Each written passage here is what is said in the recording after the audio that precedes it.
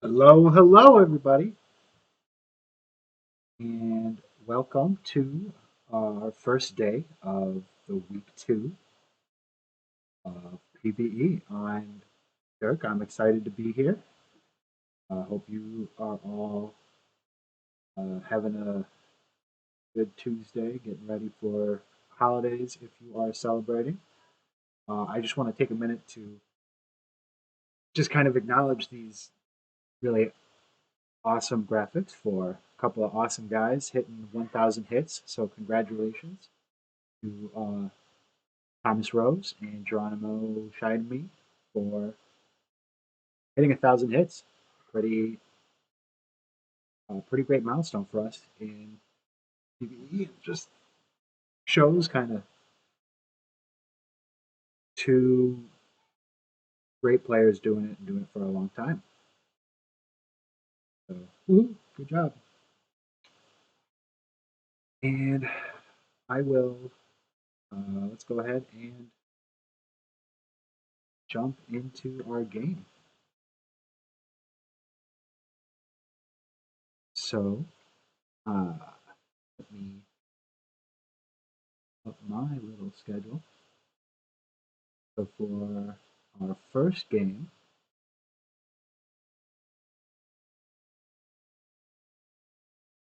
advance to games that are real.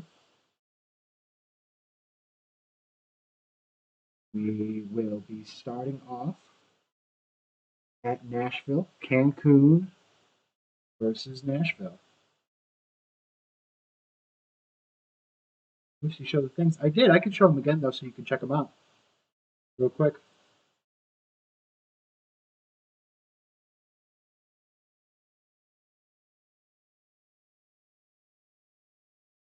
There's Geronimo's. Oh, those aren't the right ones.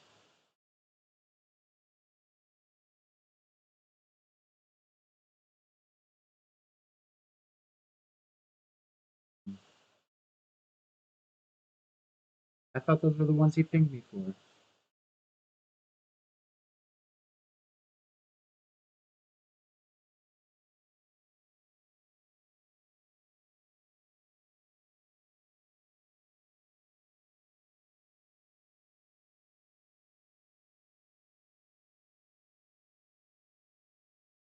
Oh, oh, whoops, they sure were.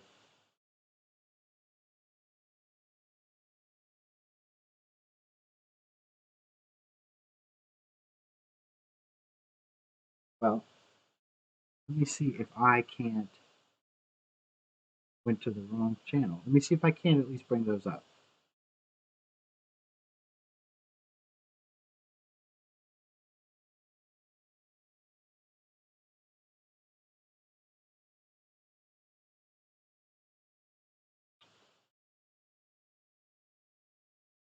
I won't spend a ton of time for these, but I'd like to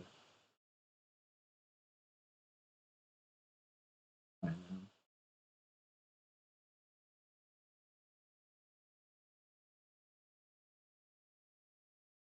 Oh, here they are. Thank you.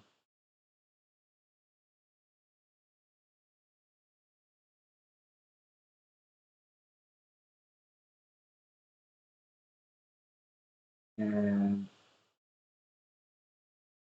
glad that somebody said something because these are fantastic. So great to show you guys.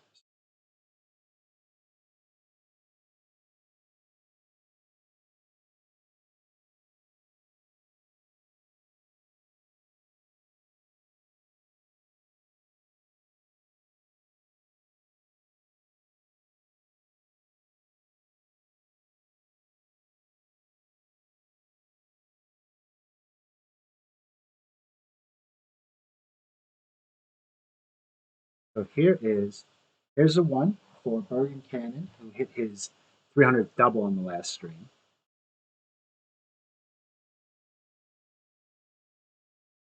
Yeah, that's even more impressive, honestly. That's a long career. That's a lot of doubles and awesome graphic. Thanks as always to the graphics team who Just like it's really incredible stuff. It's one of those things that's definitely not in my wheelhouse, and so every time I see them, I am amazed and very cool, very cool. So big shout out to them. They make some really awesome stuff for us. And then another,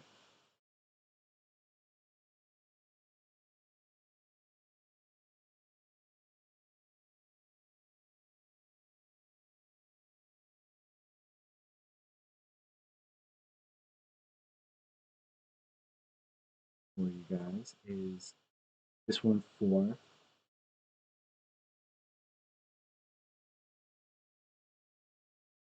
that didn't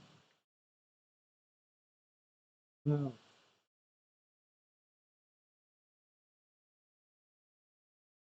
This one for Willie Colon. For that was a little sloppy. Sorry about that, but and I just absolutely love this render for 1,000 career hits in quotes.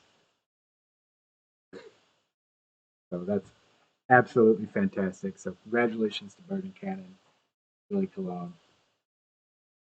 That's absolutely one of my favorite graphics I think that I've ever seen. That one would be going on my fridge.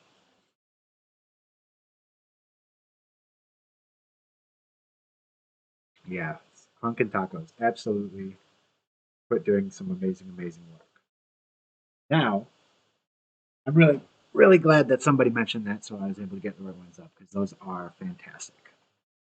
Now, we can slide on over and get excited and get ready for some baseball. Uh, so, like I said, first game here we have is Cancun at Nashville. Molly Mitchell starting against Giovanni Sanchez for the Stars. And honestly, on paper, OTP definitely looks to and thinks that it's a pretty even matchup back and forth.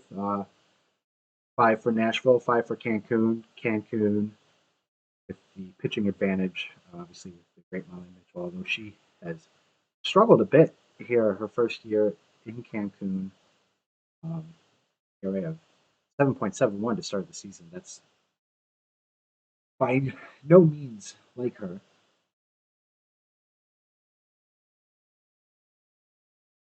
And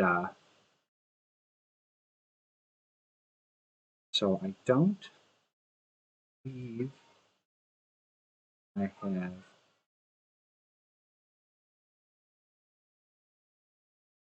set thing for this game, a prediction. But if we wanted, I see Reno's here, so thank you, Reno, for modding. And Reno, if you wanted to get a prediction up, I know you absolutely love getting to make them yourself.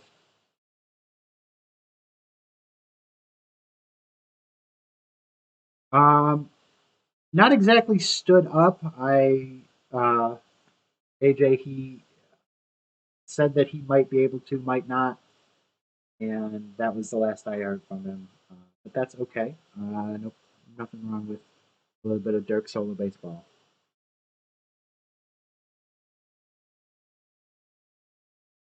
I will do no such thing. I will be exposing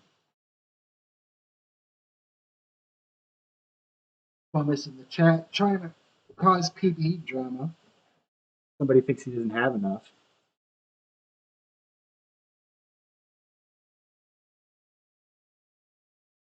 So this will be an interesting matchup, I think. A good way to kind of see where both of these teams are at. A little bit of a transitory period, I think, for both. Nashville maybe trying to not be on the way down. They've had a really great start to the season, and then Cancun kind of trying to climb back up. I think both teams are both at least hopeful for that last playoff spot in the conference this season. So, big game for both of them. And with strikeouts, I think I will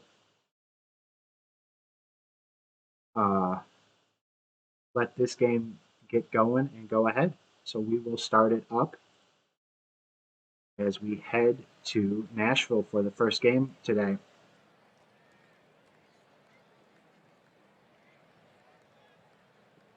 So Caden Cowleen leading it off for Cancun and is able to draw a leadoff walk off Giovanni. And then Ace Carter pops it up for the first out.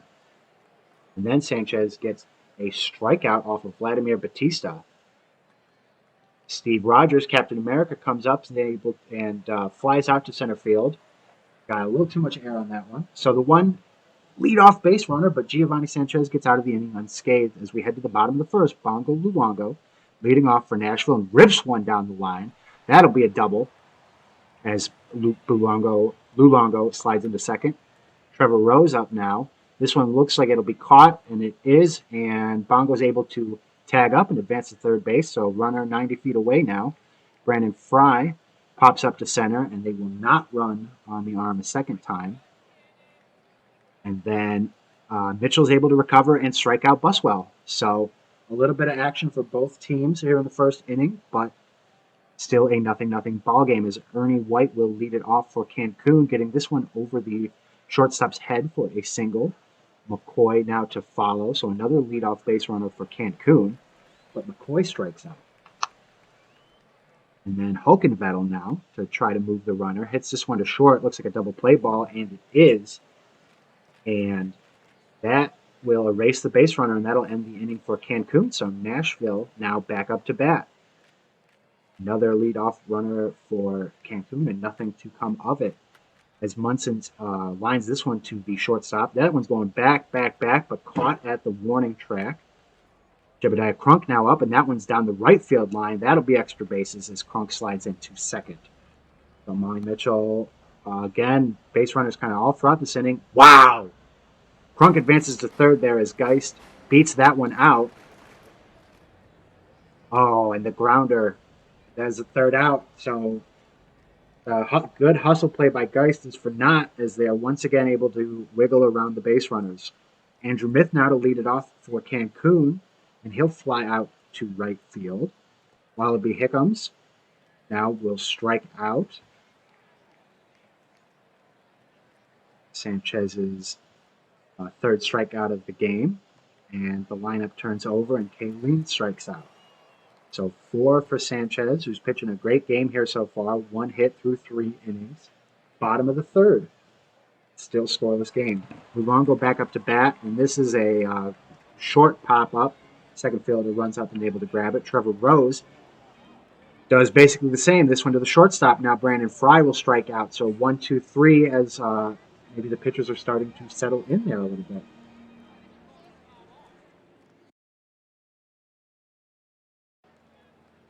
Ace Carter to lead off the top of the fourth, and he gets that one over the first base and the second base. Kind of both looked like they were jumping and grabbing for it, but he's on. So another leadoff runner for Cancun. And this one will be flied out to right center field for the first out. And this one's deep in right field, and it's out of here. 2-0 Cancun off the home run from Captain America, Steve Rogers, improving on that 147 batting average, coming up huge there. So the shutout, or the scoreless game, is broken. 2-0 Nashville, top of the fourth. Ernie Whitt now to follow that up. Rips this one past a diving first baseman. So he's safe on first as well. 1 out now from McCoy, who gets this one deep into left field. Oh, but it's caught. Kind of died out there. Looked like that one might have been out of here too. Hokenvettel now cold, right, trickling down the third base foul line, and it's sent to first for the final out. So Cancun scores 2. Breaks the tie, but that will be all. As Buswell will lead off the bottom of the fourth here for Nashville with a walk. Cade Munson now to follow it up, and that one's going to drop in right field. So runners on first and second, nobody out. Again, a little bit of base runner action, and that one drops in right field too. So now Nashville, bases loaded. And Jebediah Crunk hits this one deep to center field, and it's caught, but it should be a pretty routine sac fly, and it is. So Nashville gets one back. First out of the inning. Runners on first and second. Let's see what Geist can do here.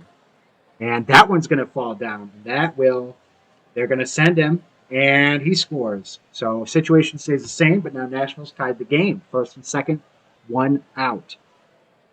And the lineup flips over. So Luongo strikes out. Oh, I'm sorry. No, that was Kay Faraday. Now Bongo Luongo, who gets this one in the right center gap, and a ranging center fielder is able to catch it there. So good rundown by Batista, and that'll end the inning. So we're back to a tie game, top of the fifth. Andrew Myth now for Cancun, and we'll kind of ground that one over to first for the first out of the inning, and then Hickams gets this one down in center field. That'll be extra bases. So runner at second, 1 out now as the lineup flips over, and a line out to first base for the second out. And this one sent by Carter into center, and that'll end the inning. We're still tied 2-2, 1 hit for Cancun, but that's all. Trevor Rose now to lead it off for Nashville. Monty Mitchell still in the game. Fly out to left field by Trevor Rose. Brandon Fry will hit this one to second base for a quick second out. And then Buswell comes up and hits this one deep and far in right field. Let me move the scoreboard here. So 3-1 as Nashville takes the lead. And then Munson will fly out. I think that was to center or to second. I just want to move this kind of out of the, I guess it's kind of one corner or the other. All right. I'll put it back where it is. I just don't like seeing that corner kind of away from the screen. All right, so top of the 6, and I'll get this back going. Batista leads it off, and Batista will draw a walk. That'll be the second for Giovanni Sanchez. Steve Rogers now, he hit a homer in his last at-bat. Hits this one in the left center gap, but it was caught by the left fielder. So Batista will stay at first, and fielder's choice there is it looked like an easy double play, but they only take the out at second. And then this one's grounded to the second baseman, so that will end the inning. It is bottom of the 6th now. Nashville retains their 3-2 lead. Jimmy Smith leading it off and gets that one over the second baseman for a leadoff single. A lot of leadoff base runners this game. Jebediah Crunk now grounds this one to first, and wow! Looked like it could have been a double play ball. Instead, he beats it out and got runners at first and second. And a couple of missed bunts there.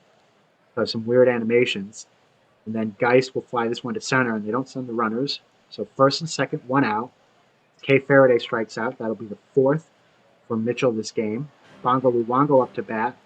And that'll be caught by the second baseman. So couple of quick base runners, and then nothing doing for Nashville. Top of the 7th, Cancun really needs to get this run back here. And whoa, dropped third strike as Shigano is in to pitch, and he'll make it safe. So runners at first, and then Myth hits this one screaming down the third base line. And that's a double, and the runner came all the way around to score on that play. So tie game now. Myth at second. That drop third strike came back to haunt Nashville. As Hickams grounds this one to second base, so the runner advances to third, 1 out. Kayleen grounds to short, and then Ace Carter gets this one to drop in right field. So Cancun takes back the lead with kind of crazy 2-out craziness there, and then Batista piles on with a 2-run home run, follows that up. Cancun putting up a crooked number here now after the pitching change, as Shigano's getting roughed up a little bit, and they lead 6-3. Washington into pitch now for Nashville as Rogers dribbles this one to the third baseman, and it's sent over. So the inning's finally over for Cancun. Nashville now, bottom of the 7th, pressure on them as they are now down 6-3. Pitching change here as well. DJ Law comes in for Trevor Rose, who gets this one down in right field. So leadoff runner, that's what Nashville needed. Brandon Fry now. Rose is running. Rose is safe by a mile. Fry steps back into the batter's box, and he will strike out. So first out, runner at second. Buswell up to the plate, hitting 285. Rose runs for third, again safe by a mile. And Buswell strikes out. So runner 90 feet from home, but 2 outs. And Munson will draw a full count walk. So runners at the corners now. Tying run at the plate. Jimmy Smith hits this one into center, but it looks like it's going to get caught, and it is. So threat averted. Better relief effort by DJ Law than Cancun was able to get there, and that's why they've got the 6-3 lead. Leonard Washington in now, striking out Ernie Witt for the first out in the top of the eighth. McCoy now gets this one to short, and they're able to get it over for the second out. Elkin Vettel draws a walk, Washington's first of the game, and Myth strikes out. So just the one with the walk, no scoring, still 6-3 Cancun. Nashville 6 outs now to get 3 runs back. Jackson Wohler into pitch for Cancun, strikes out Jebediah Crunk. Geis now up to plate. 2 hits in the game already, looking for a third, and he won't get the chance as he takes a full count walk. Kay Faraday up to bat, and that one will drop in left field, and Geis will stay at second, so runners at first and second, 1 out for Bongo Luongo, who also draws a full count walk. Not only getting base runners, but drawing up that pitch count, and Rose slams this one to right field, diving play. The run will score on the sac fly, so Nashville gets 1 back, 2 outs, runners at first and second, Brandon Fry, or just runner at first and third, but they caught him stealing. Bongo went for second, and they caught him. Oh, wow. I don't know how you make that play with 2 outs there. Wow. Okay, so Hickams strikes out to lead off the top of the 9th. Is Washington still in the game from the previous inning? Kayleen grounds it to shortstop, and Ace Carter now will draw a walk of a 3-1 count. So Batista here trying to add some insurance runs in the top of the 9th, but will fly out to third base. So Nashville's got 3 outs to get 2 runs. Brandon Fry will lead us off.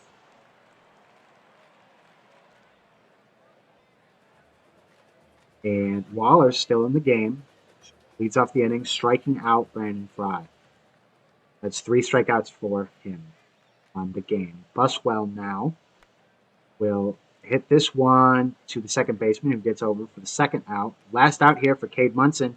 And, he gets it down. Gets it down in front of the left fielder. So tying run in the on-deck circle, and Jimmy Smith strikes out. And that's your game. Cancun with the 6-4 win.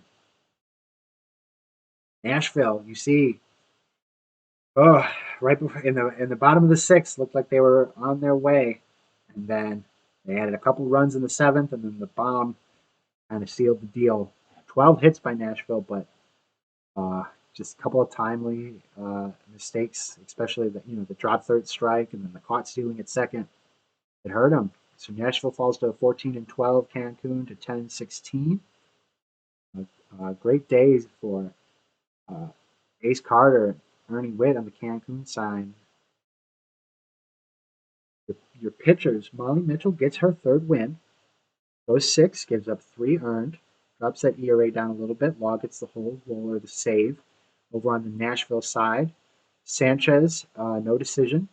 Pitched a good game. Goes 6 innings, gave up 2 runs. Shigano takes the blown save, their 4th of the season, and the loss to fall to 2-1. Giovanni Sanchez is actually your player of the game here in no decision. So total. Okay, they got the under. All right. Probably should have checked to make sure what that was. So going around the league now, you've got Boise beating New York 9-7.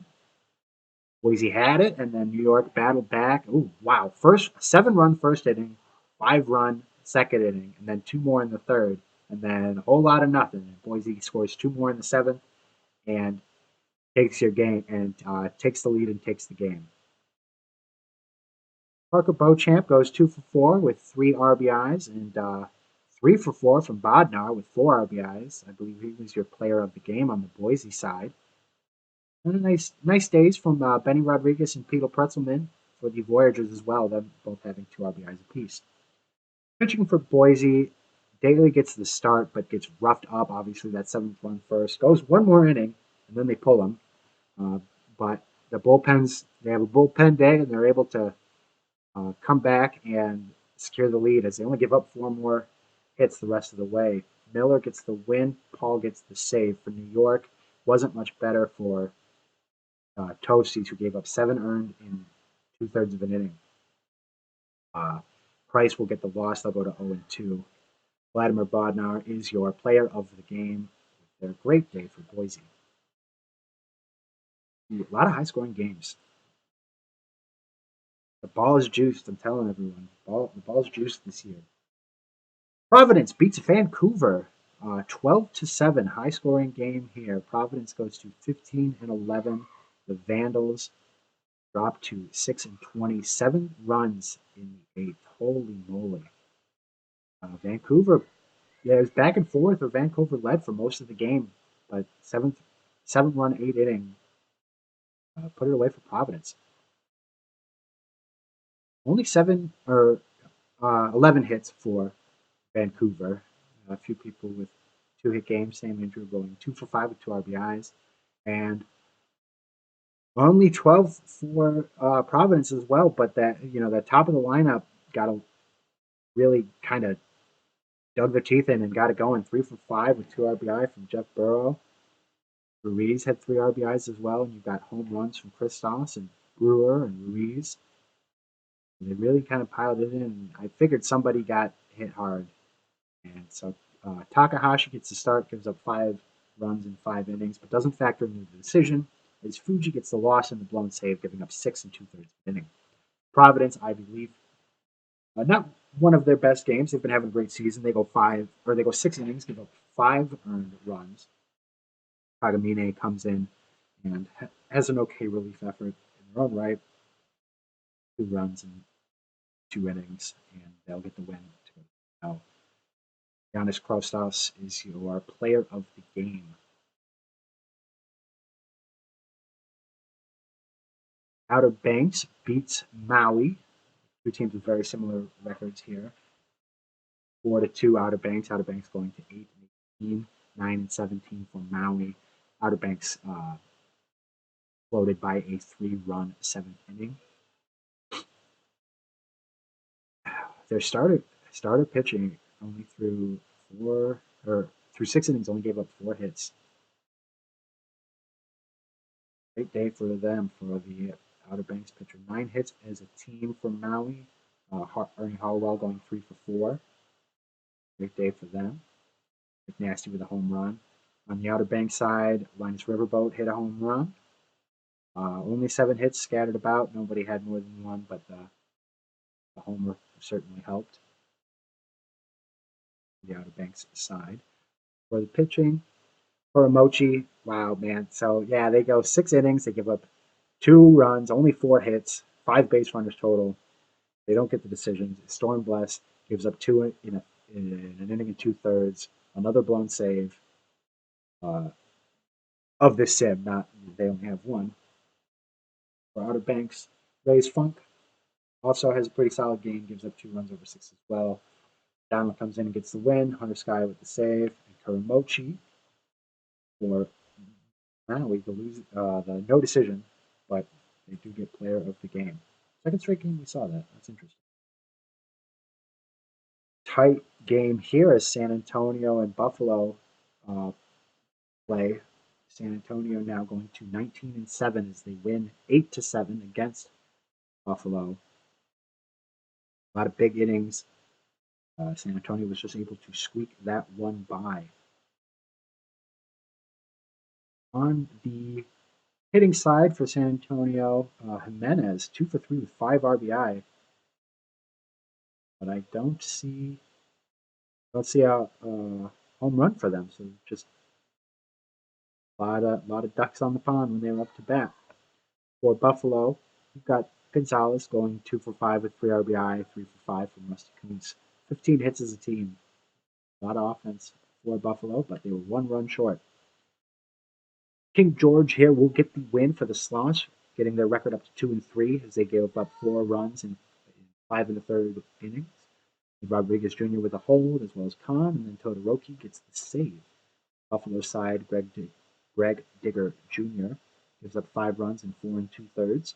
Takes the loss. We'll go to not so lovely 1-5. Chris your player of the game.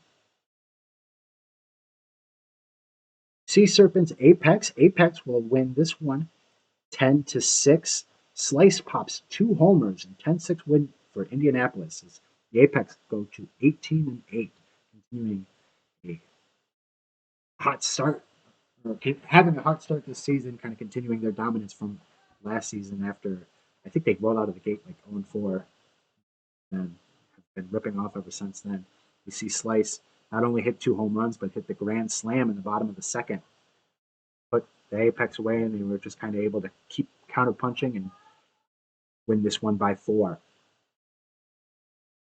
Seattle with 9 hits as a team. I'd like to see that bottom of the order get involved. 2 for 4 days for both Barker and McGruff. And look at that. 5 hits for Indianapolis, and they scored 10 runs. 8 walks will do that for you, for sure. And then Jimbo Slice, obviously, 2 for 3, scores 2 runs, 5 RBIs, both hits, home runs, solo shot, and a grand slam. So, it's another day at the office, I suppose, for Jimbo Slice. For the pitchers, Booze Goozer takes the loss, gives up 7 runs in 3 innings. They fall to 2-3.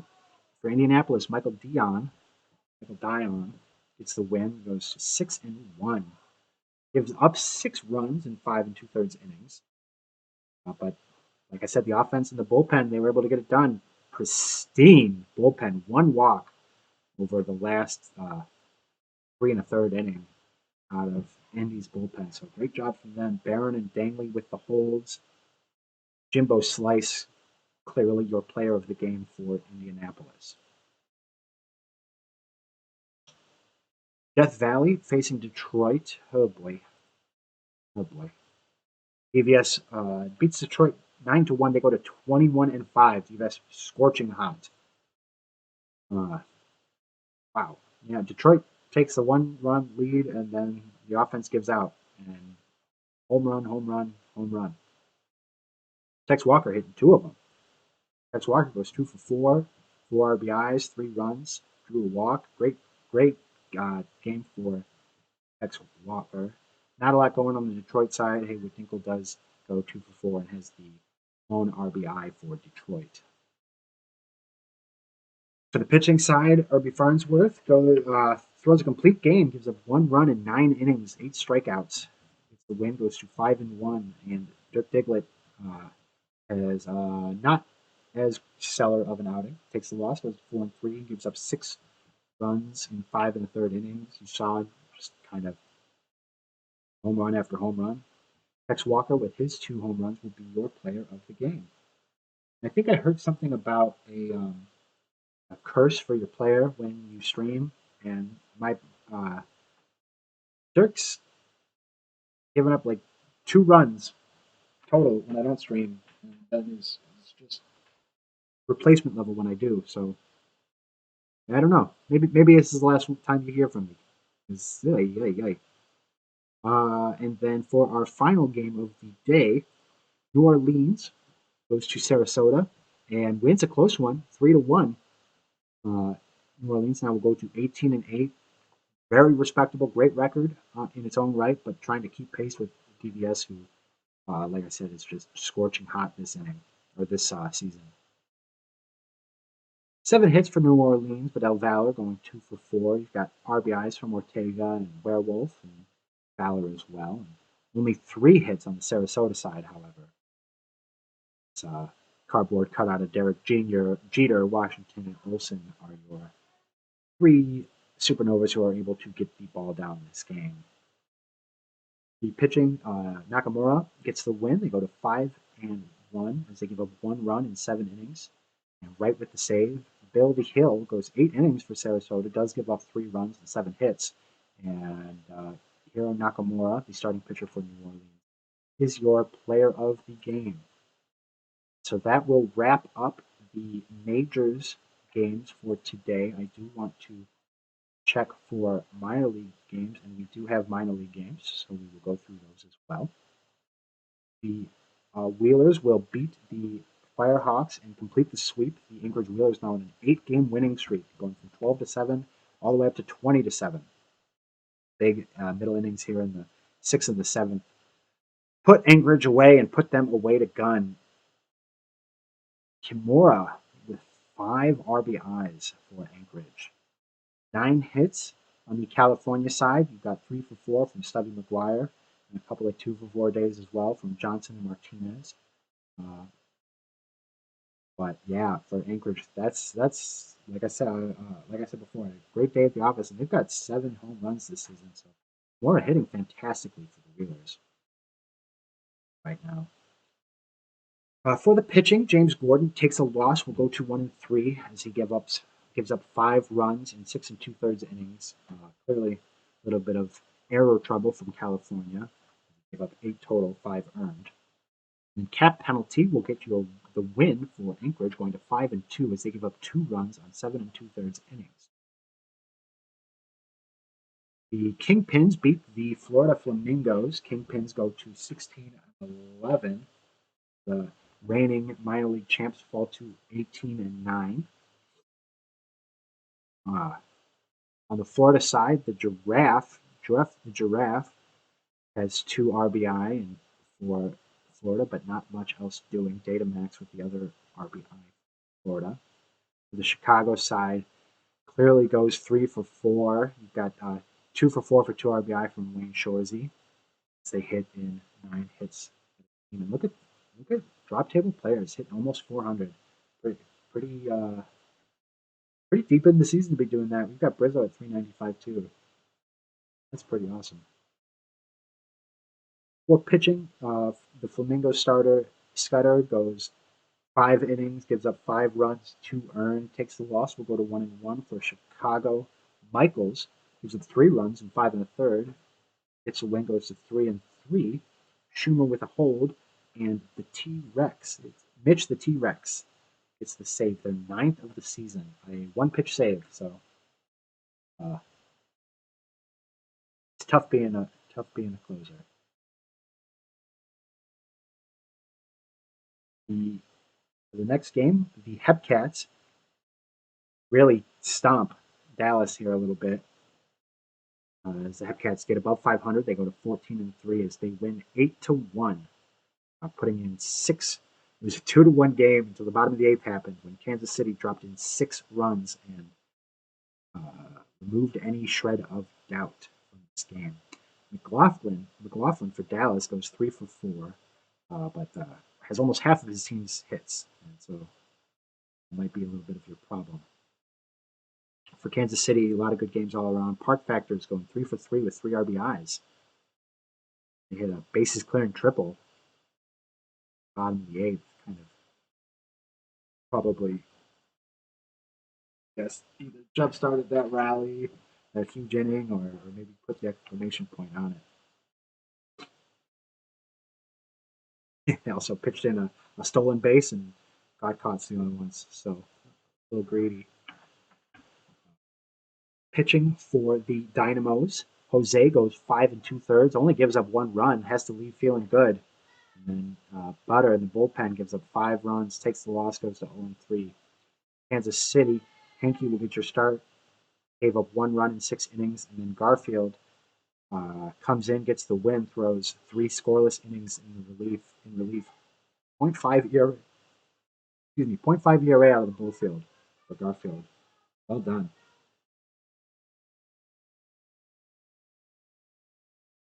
Oh, happy birthday on conference. That's right. I think I told him earlier in the chat, but wanted to say it out here. Happy birthday to him. Thank you, Hummus, for bringing that up and reminding me. Also, happy birthday, Shu. Actually, they both have the same birthday, so that's fun for both of them.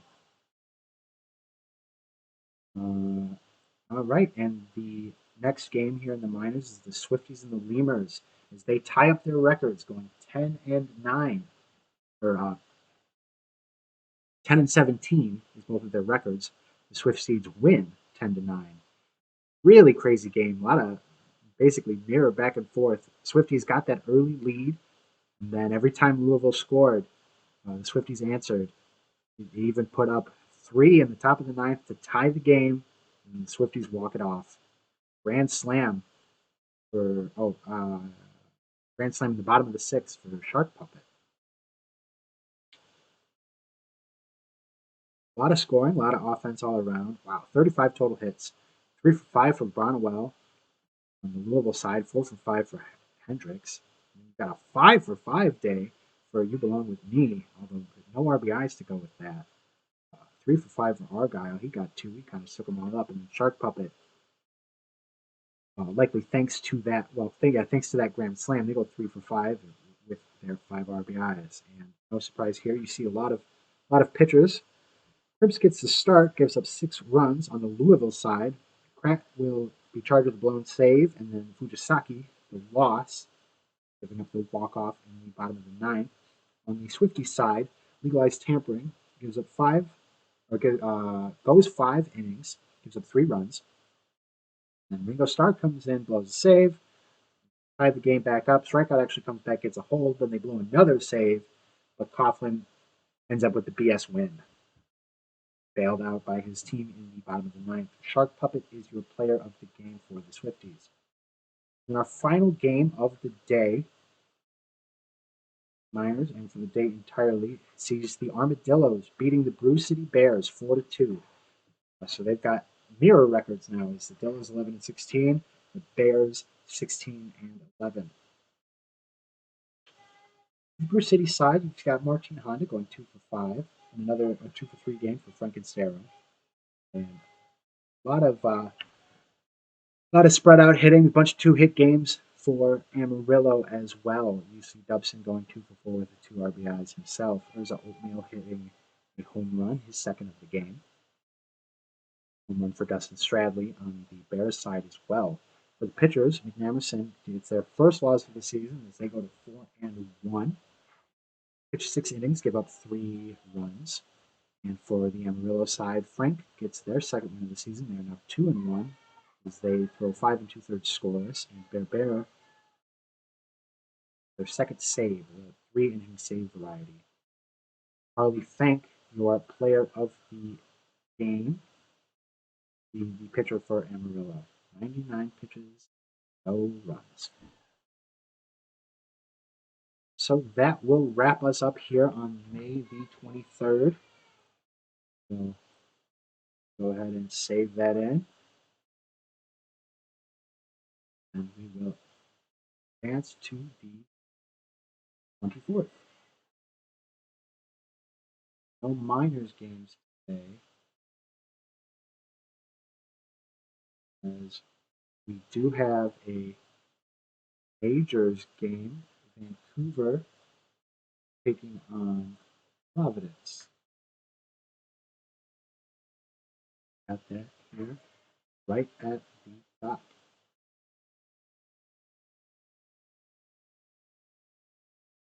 So let me hop into that as they head to the boiling pot. Pat Rogers versus Mark Murley, my season 24 now starting pitcher buddy. I don't know if Bart got anybody else, but I selected him for my fantasy. I think it might have even been both of them, the regular and the advanced. And he's one of the best relievers around. And then I go and check, and he's not a reliever anymore. He's a starting pitcher. So, rooting for him because he's on my team, but also curse you for that.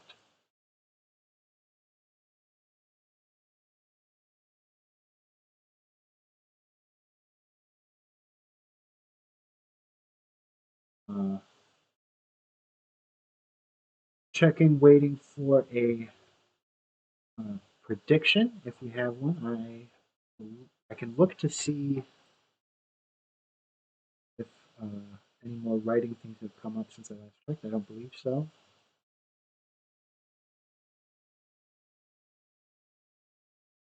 So I see we have one in, so we'll do total runs for this. 9.5.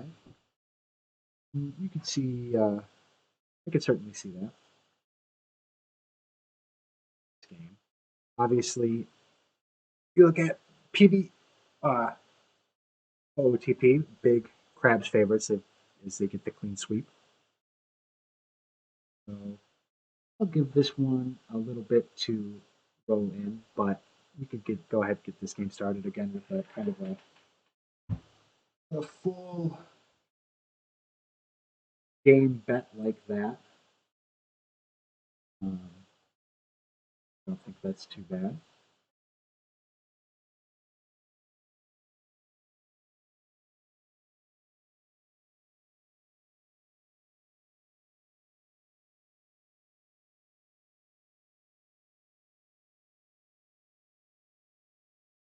Lot of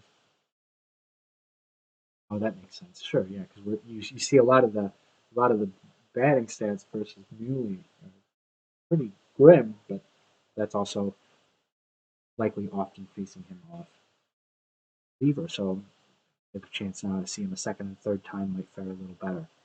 I'll go ahead and get this game started now as we head into Providence.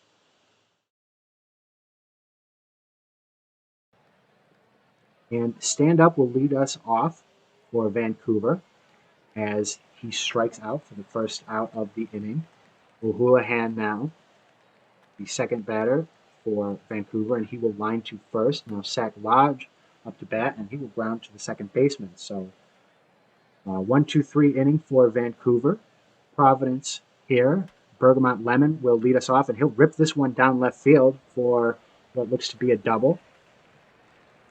So nice leadoff hitting there for Providence. Joe Burrow now will get him over to third on the ground out as Krautis will hit this one deep, deep, deep. Caught at the warning track at right field, and Lemon's going to tag up and score. So Providence gets the quick 1-0 lead. Ruiz now, with the bases cleared, 2 outs, is able to draw a full count walk. Willie Colon, and oh wow, they picked off Ruiz. So that'll end the inning. No 2-out rally for Providence here. Bart Muley back on the mound as Sam Andrews leads off the top of the second as he grounds to short. Dan King now will ground a second one to third base for the second out. And Pryor, who's currently cold and strikes out, so will stay cold. And Bart dealing here. 6 up, 6 down for Vancouver. Willie Colon now gets a chance to step back into the batter's box for Providence and will drop this one into center field for another leadoff base hit. Will Love up to bat now, lines to right field. So 1 out for Providence. Cloudera hits this one in the left center gap, but the left fielder stand up's able to range over and grab it for the second out. And then Stoking grounds this one to second, and he grounds it to short, but he couldn't get out of his glove. But the fielding miscue there doesn't hurt him too bad, as Dordovich will fly out to center field to end the top of the second. Josh Sanders leading it off for Vancouver as Bark gets him into another ground out. Okamoto, dropped it. They stand up, dropped that one, so Okamoto's safe on the error, and then Shrub will fly this one to center. So still runner at first, 2 outs, top of the third. Stand up, maybe looking to hit that one to get something going, but he hits it to left to end the inning. So no scores there for Vancouver. Bottom of the third now. Bergamot Lemon back up to hit, and he will strike out. Joe Burrow up next. Pat Rogers facing him the second time. And Burrow will ground to second for the second out of the inning. And another chopper here will end it quick. So Pat Rogers was in a little bit of trouble early, but looks to have settled in this game. He's able to get 3 straight outs. Smokers are Houlihan with the leadoff walk. Sack Lodge striking out. As I believe that's the first base runner for the Vandals. Sam Andrews flies to left field. Ruiz now is in the box, and I'm sorry, Dan King, not Ruiz. King was in the box, but O'Houlihan took off and got caught. So that'll end us for the top of the fourth. Now Ruiz is up for Providence, and they will draw a walk on a 3-1 count. And Cologne will draw another one. So no outs. Runners at first and second. A little bit of cooking here in the pot for Providence. But Love hits a grounder to second. Looked like might have been possible for a double play, but they only get the out at second. And then Cloudera draws a walk. So bases loaded. One out for Slow King, who hits this one to short. And they get the turn. And that ends it. Wow. So Providence is able to load the bases with one out, but Slokening hits into the double play, and nothing doing for Providence. King now starts the top of the fifth, lining this one down the third baseline for a single. Pryor to follow it up, hits that one to short. That will get that turn easy. So base runner erased. And then Sanders kind of grounds this one right back to short. So first out. The middle infielders getting a lot of action this inning, and nothing doing for Vancouver as they still have one hit through 5. Pitcher's duel here. Djordjevic now up for Providence as he flies this one to right field. Bergamot Lemon will fly this one to left, it looks like. That's unable to get down. And Joe Burrow looks like will pop up to the first baseman when he grabs it. So another 1-2-3 inning. 3 hits in the whole game.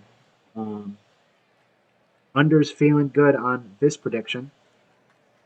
We have a 1-run game. Top of the 6th, Okamoto hits this one into right for the Vandals' second hit, and then Shrub got that one to second, but no chance for the double play. Shrub's off and running, and he's picked off. A nice throw there from Burrow. Stand-up drops this one into left for a single. O'Houlihan now with 2 outs. Stand-up's running. He's safe. Runner at second. O'Houlihan back in the box. Flies this one to center. So a couple more hits for Vancouver, but they still can't break through as Burke continues to deal. Proust is now leading off the bottom of the 6th for Providence, flying up to center field. Ruiz up next, grounds this one to third as Shrub's able to show off the good arm there and get the out. And then Cologne grounds that one to first and ends that inning. Another 1-2-3 inning. Had a lot in this game. This is quite the pitcher's duel so far.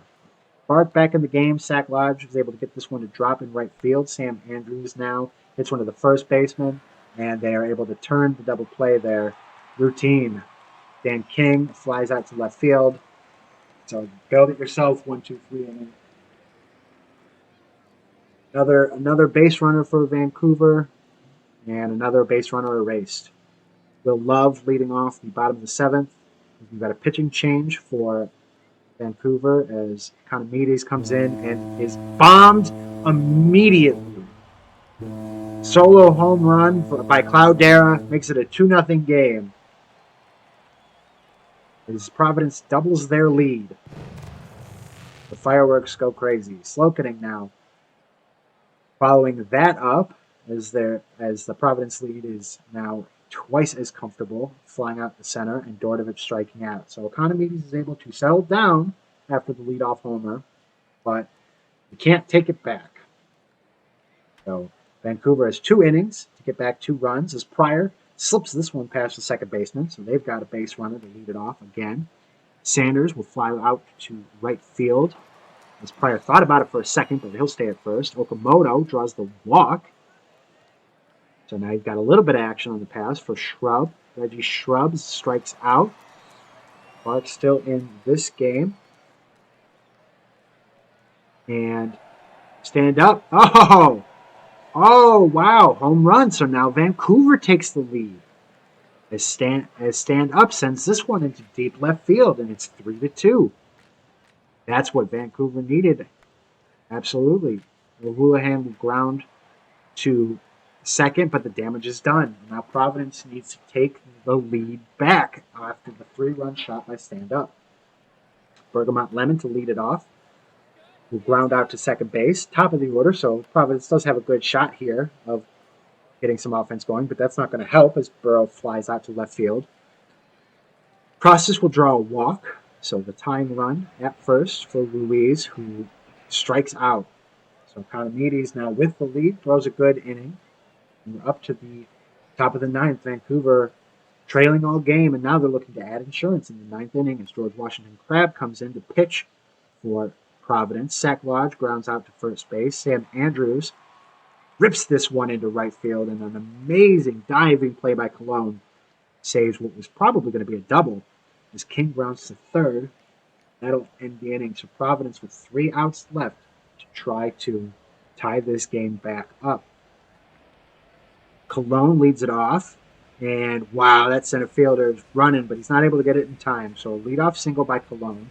Love, cold, hoping to break that here, and oh, they bobbled it. They bobbled the turn. So now runners at first and second, but they get a second try. They just get the one, avoid the error, but runners at the corners and tying run 90 feet away, and that double play will do it. Wow. Cologne was at third, and he was. If they could have beat out the double play, he would have been able to tie the game. But they're not able to. As the Vandals get the win, they go to 7-20 on the year. Providence falls to 15-12. Really close shot there at the end. Heartbreaking loss for Providence. Only 4 hits for the Providence side for Vancouver. Stand up 2 for 4 with 3 RBI. That big home run really made a difference in the game as Vancouver was getting shut out at that point. Rogers is your starting pitcher for Vancouver as Economides will get the win and Fuji the save. Mark Murley takes the loss, goes to 3-4 as they give up 3 runs in 7 2/3 innings. Pat Roger, your player of the game for Vancouver. So checking out the games, the rest of the league, Outer Banks able to get the win over the Makos as both teams now go to 9-18. Outer Banks doing all their scoring late, 3 runs in the 6th, 2 in the 7th. As Bergen Cannon, we showed him earlier, and he hits a 3-run homer here in the bottom of the 6th. As Taylor Swift adds on with another one in the 7th. Only 3 runs for Maui. Tough to get it done that way. Not a lot of hitting there at all. Kagamine will get the loss. They go to 1-4 as they give up 5 runs in 6 innings. Rip Spadgett is your winning pitcher for Outer Banks. Only 1 run in 7 innings, and then Echo Dot comes in and throws 2 fantastic innings of relief. Justin Ripspad, your winning pitcher and player of the game for Outer Banks. San Antonio beats Buffalo 6-4. 6 runs in the top of the 6th for San Antonio puts them on top, and they never look back. Ramirez and Jimenez both hitting home runs this game. 3 for 4 day for Danny Gonzalez as well on the Buffalo side, and then Jimenez going 2 for 3, 3 RBIs, 2 runs for the San Antonio Sloths. Glenn Davies is your winning pitcher for San Antonio. They gave up 3 runs in 6 innings. Rodriguez Jr. the hold, and Mrazek gets the save, their second of the game. Takam Don gets your loss. They go to 2-2 for the Buffalo Surge as they give up 5 runs in 5 innings. Chris Jimenez, your player of the game for Buffalo. The Raptors in a tight battle here for second spot in that division. They lose to the Voyagers. Voyagers now 16-11, Boise 14-13, as the Raptors were up 7-5, and bottom of the 9th, Tom Shue on his false birthday, hitting a 2-run blast to walk this game off for the Voyagers.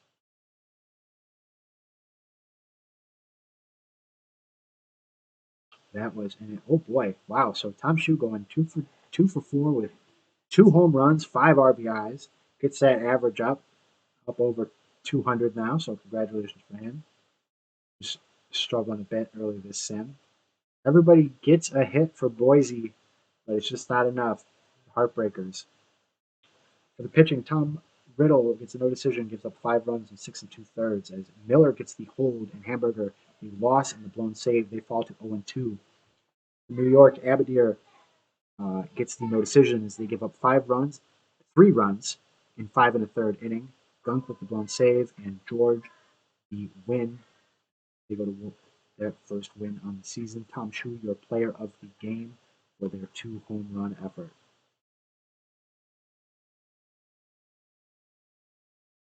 Right, so Apex Seattle is Apex win again, rolling 8-2 over the Serpents as the Serpents fall to 11-16. Apex now at 19-8.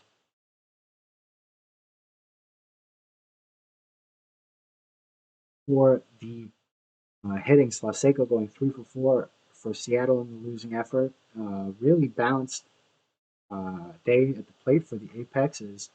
8 out of 9 players for them getting a hit. Twift, Dover, and Franco getting 2. Franco goes 2-for-3 with 3 RBI as well. For the pitching, Straight Gas Homie gives up 5 runs in 6 innings. They take the loss and they go to 2-2. Bolanos getting the win for the Apex. They're 4-2 as he gives up 2 runs in 6 and a third. They'll be your player of the game. Barron picking up their 3rd save as well. The Death Valley Scorpions take another one over Detroit as they win 5-3. The Scorpions are now 22-5 on the season. Demons fall to 16-11. Scorpions got to the starting pitcher of Detroit early here. 3-for-5 day for Tex Walker as he's doing a fantastic job in the leadoff spot for the Scorpions. Home runs from Jet Jaguar and Danny B for the Demons. Rodicus Scott and Edwards chipping in homers as well from the Scorpions. Ratatouille going 8 2/3, almost got the complete game. Gave up 3 runs. They get the win. They're 4-0. Troy pressing their 5th save of the game, or 5th save of the season. Then Lewis takes the loss. They will be 3-3 now as they give up 5 runs in 7 innings. Palmer with a nice relief effort, giving up 1 hit in 2 innings. Remy Ratatouille, your player of the game for that great start.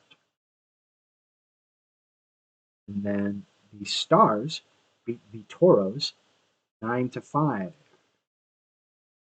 They're now 15-12. Cancun falls to 10-17. Nashville took a big lead early, and then added 4 more in the bottom of the 6th to pull away. A lot of offense on the Nashville side as they rack up 16 hits. You've got 3-for-5 days from Bongo Luongo. Rose going 3-for-5 with 2 RBIs as well.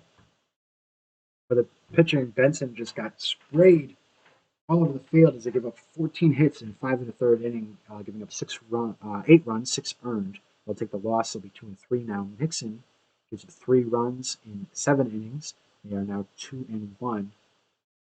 The win, Steve Rogers for Cancun, your player of the game, as they go 3-for-4 with 2 RBIs and 2 runs. And the final game here is a New Orleans shutout of the Sarasota Supernovas. The Supernovas now 3-24. New Orleans 19-8. 15 hits for New Orleans as they win 9-0. Ortega with a 3-for-5 day. You've got 3 RBIs from Stefano Jr. Home runs from DeStefano Jr., Hafner, and Fowler from New Orleans. For the pitching, DeFerrari gets the complete game shutout, so congratulations for them. They are now 2-2 on the season as they pitched the 9 innings, 7 hits, obviously no earned, 9 strikeouts. And Bones gets the loss, falling to 1-7 as they give up 5 6 2/3. Matty DeFerrari, the game shutout, is your player of the game. I do just want to double check, but I don't believe that there were minors games today. There were not.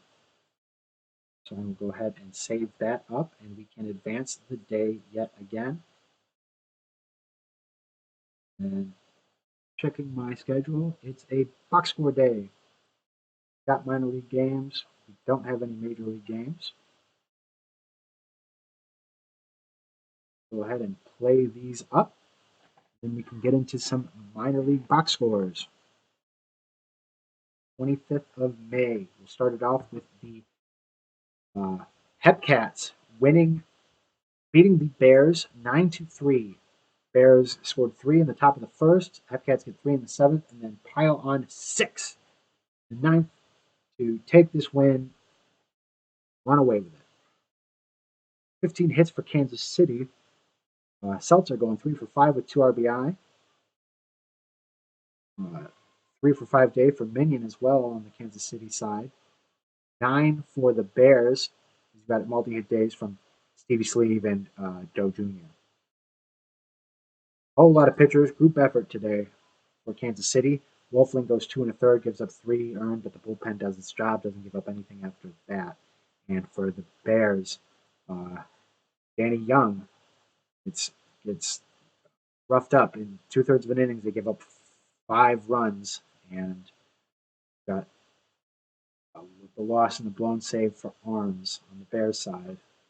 Will Millis, your player of the game for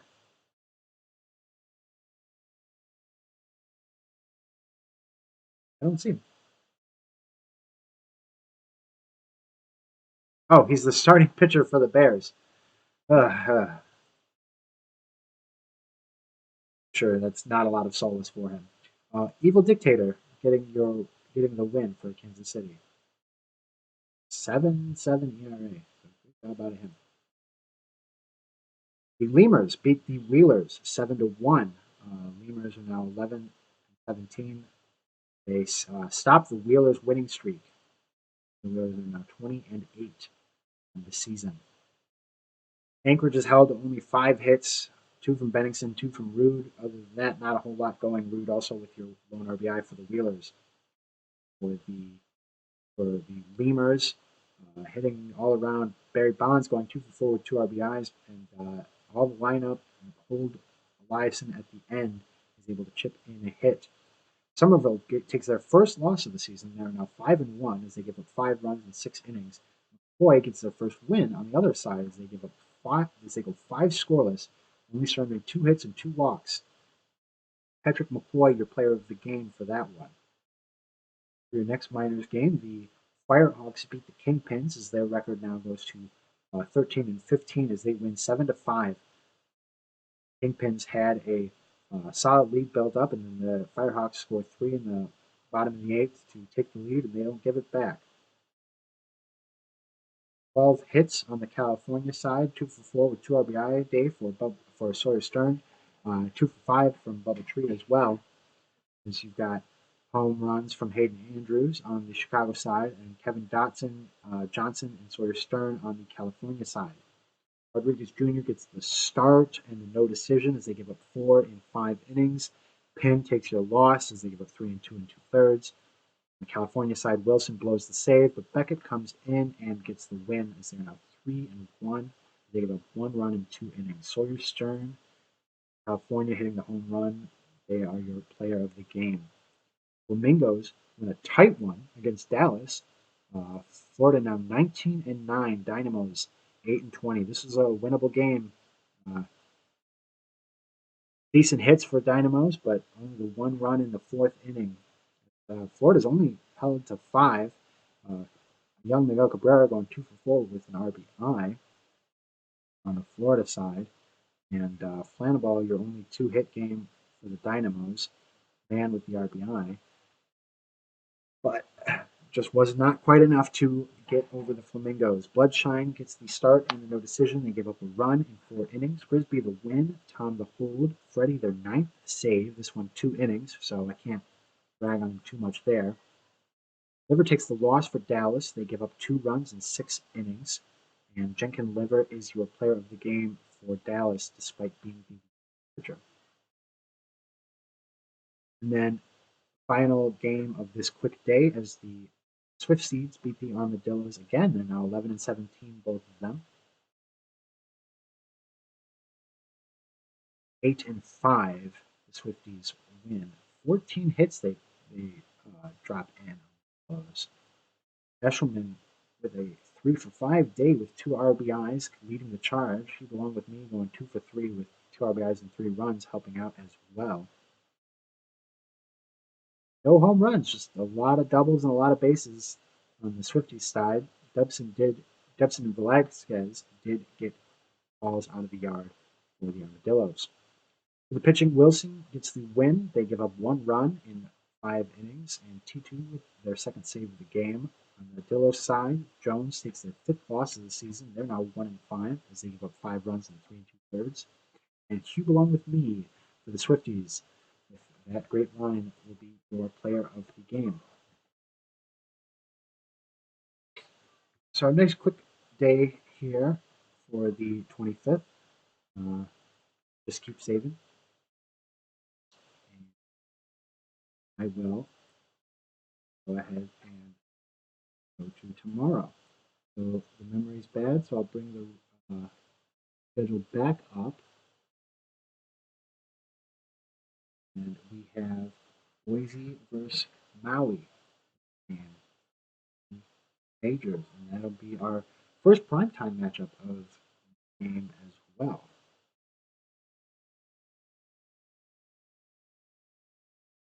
Derek Rogers Jr. will face Rafael Dalcott at Maui.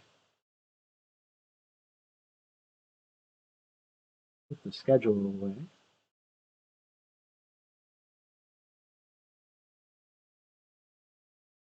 So definitely strong. Oh, am I?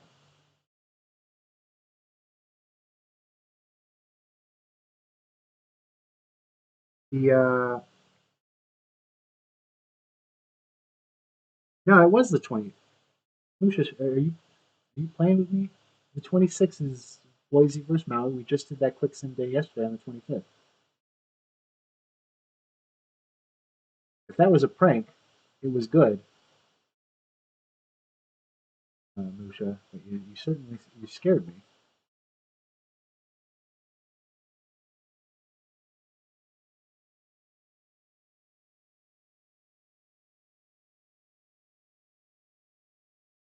All right, so now that that's handled, double checked.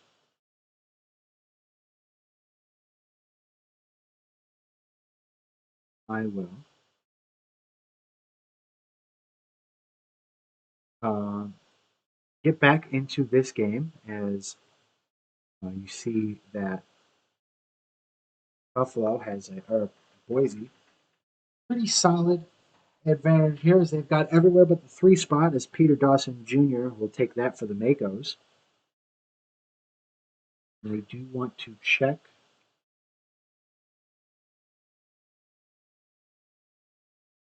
one thing.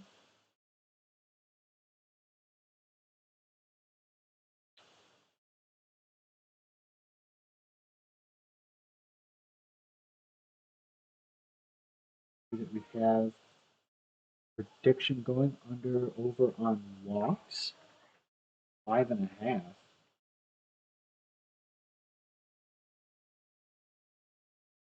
Well, we do have starter in with a 1.9 whip.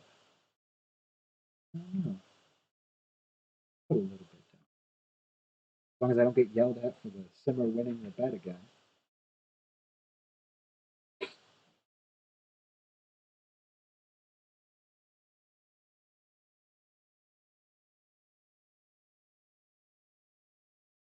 But this is 2 pitchers here a little bit that have struggled a bit to start the season, so we might see a little shootout for this game.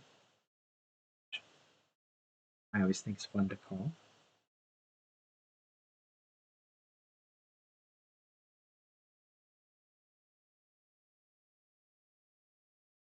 And our prediction is wrapping up here, so I will get this game started.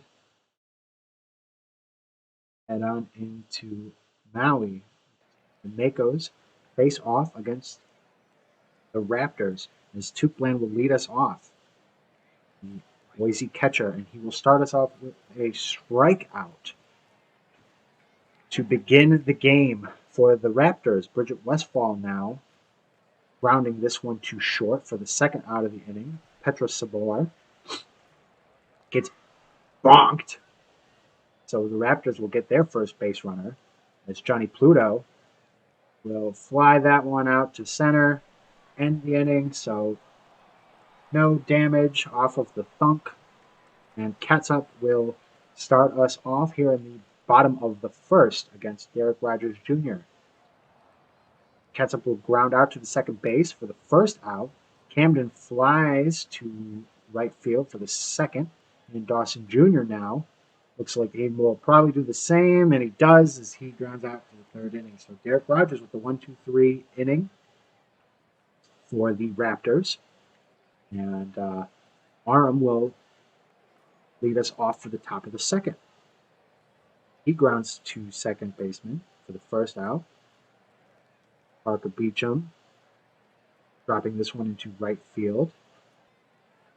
The first hit of the game for either side, and then Bodnar will draw the walk. So one is at first and second, one out for Sachs Justice, and some bobbling at the third base, and now the bases are loaded. Radiant's Ham flies that one out to right. They send the runner. That was a close play, but he does score. So the Raptors take the 1-0 lead. Now you've got 2 outs, runners at the corners. Toot Bland flies this one to right as well. So the Raptors load the bases, but they only managed to get the 1 run off 1 hit, a walk, and an error. And they leave runners at the corners. Jarrett Gofford now, top of the second for Maui as they try to answer back with fly to left field. Ernie Harwell will draw a walk. Steve Johnson now with a runner on first base. That'll drop in shallow right. And Harwell went all the way to third, so runners at the corners, 1 out. Emerson gets that one caught at third base. McNasty strikes out. And so that will end the inning. So 2 hits. You get a runner at third, but nothing doing for Maui here. Top of the third, Boise still with the 1-0 lead. Bridget Westfall gets this one right field, but it's caught for the first out. Petra now hits that one into the gap. Second hit of the game for Boise. Petra on first base. Pluto in the box. Petra takes off, takes second, no problem. Pluto steps back in, hits this one right back into the gap. Petra running around to score. And they add to their lead, so it's 2-1 now. Pluto safely at first with 1 out. Arnhem looking to keep the rally going a little bit here. And will draw a walk, so runners at first and second now. And this one is into deep left field, caught for the second out of the inning. Bodnar trying to keep the inning alive, and wow! Okay. Home run. The center fielder was flying there. I thought he caught it and robbed a home run, but instead Bodnar hit this one out of the park, broke the game open. 5-0 now. Sachs Justice follows it up with a grounder to short that he ekes out, running. But Radiant's Ham will follow it up with a strikeout, so the inning will end. Boise with the big lead now, 5-0 off that Bodnar home run. Riddle McGee for the Makos will lead off the bottom of the third, striking out. Ketchup now into the box as the lineup flips over. Grounded out last time, but gets this one. Hits a grounder, but slides it right past the shortstop, so he'll be on first base. John Camden is Derek Rogers' 3rd strikeout of the game. So runner at first, 2 outs, and Ketchup's running. Ketchup's sliding. Ketchup's in. Dawson Jr. now tries to get him to score, but looks like that'll be caught by the center fielder, and it is. So top of the 4th, Boise keeps their 5-0 lead intact. As we have a reliever in for the Makos, and they'll lead off the top of the 4th with a walk to Toot Bland. Westfall will strike out. Salchicha's 2nd of the game. Petra draws another walk, this one on full count. So runners at first and second. 1 out for Johnny Pluto. Will strike out looking. Strikeout, walk, strikeout. And the last 3 hitters. Arm up. Arm looks to drop that in center field, but he can't. They get the 2 base runners for the Raptors, but nothing more. Score stays the same. Maui needed to keep it from getting crazy, and they did to an extent. Godford will ground out to short for the first out. Harwell strikes out swinging. Looked like a ball to me. Didn't look all that close. 2nd out of the inning. Beef Johnson hits this one to center. Caught. 1-2-3 go the Makos. Derek Rogers pitching quite a good game here. Threw for 2 hits, 1 walk. That's all. Parker Beecham, leading off the top of the 5th, will fly out to the shortstop after the shortstop and the third baseman have a bit of a conversation on who's going to catch it. Vlad follows up the home run with a strikeout, sacks Justice, ground out. So you get one of each this inning, fly out, strikeout, ground out, but it's 1-2-3 either way. No score for Boise. Emerson will lead us off in the top of the fifth for the Makos, and is the fifth strikeout victim on Maui's side. McNasty now looking to get a hit and rips this one, dropping it into right field for the single. Riddle McGee now popping out to the shortstop for the second out of the game as the lineup turns over for the Makos. Ketchup hits this one into center, and oh boy, it gets past a diving center fielder, and this will be a triple, run-scoring triple for Ketchup. So McNasty scores. Makos are on the board, 5-1. Runner at third, 2 outs for John Camden, who strikes out. So the runner gets left at third base, but the Makos do get on the board. And Salchicha's still in the game as Radiance Ham maybe trying to break that cold streak as they get a single. Radiance Ham now running. Wow, what a jump there in second. No problem at all. Tuplan grounded to third base. Safe. Infield single. Runners at the corners, no outs. Bridget Westfall hits this one to center fielder. This should score the run. And it does. So Radiance Ham. And now they do shake off the cold as Westfall gets the RBI, takes that run back. Bridget Westfall skies this one, caught by the shortstop as they call off the second baseman. And, they try to pick off Tuplan at first, and it's a wild throw. So Tuplan advances to second on the error. And then Pluto drops this one into left field. Tuplan's going to score as he comes around. So 7-1 now.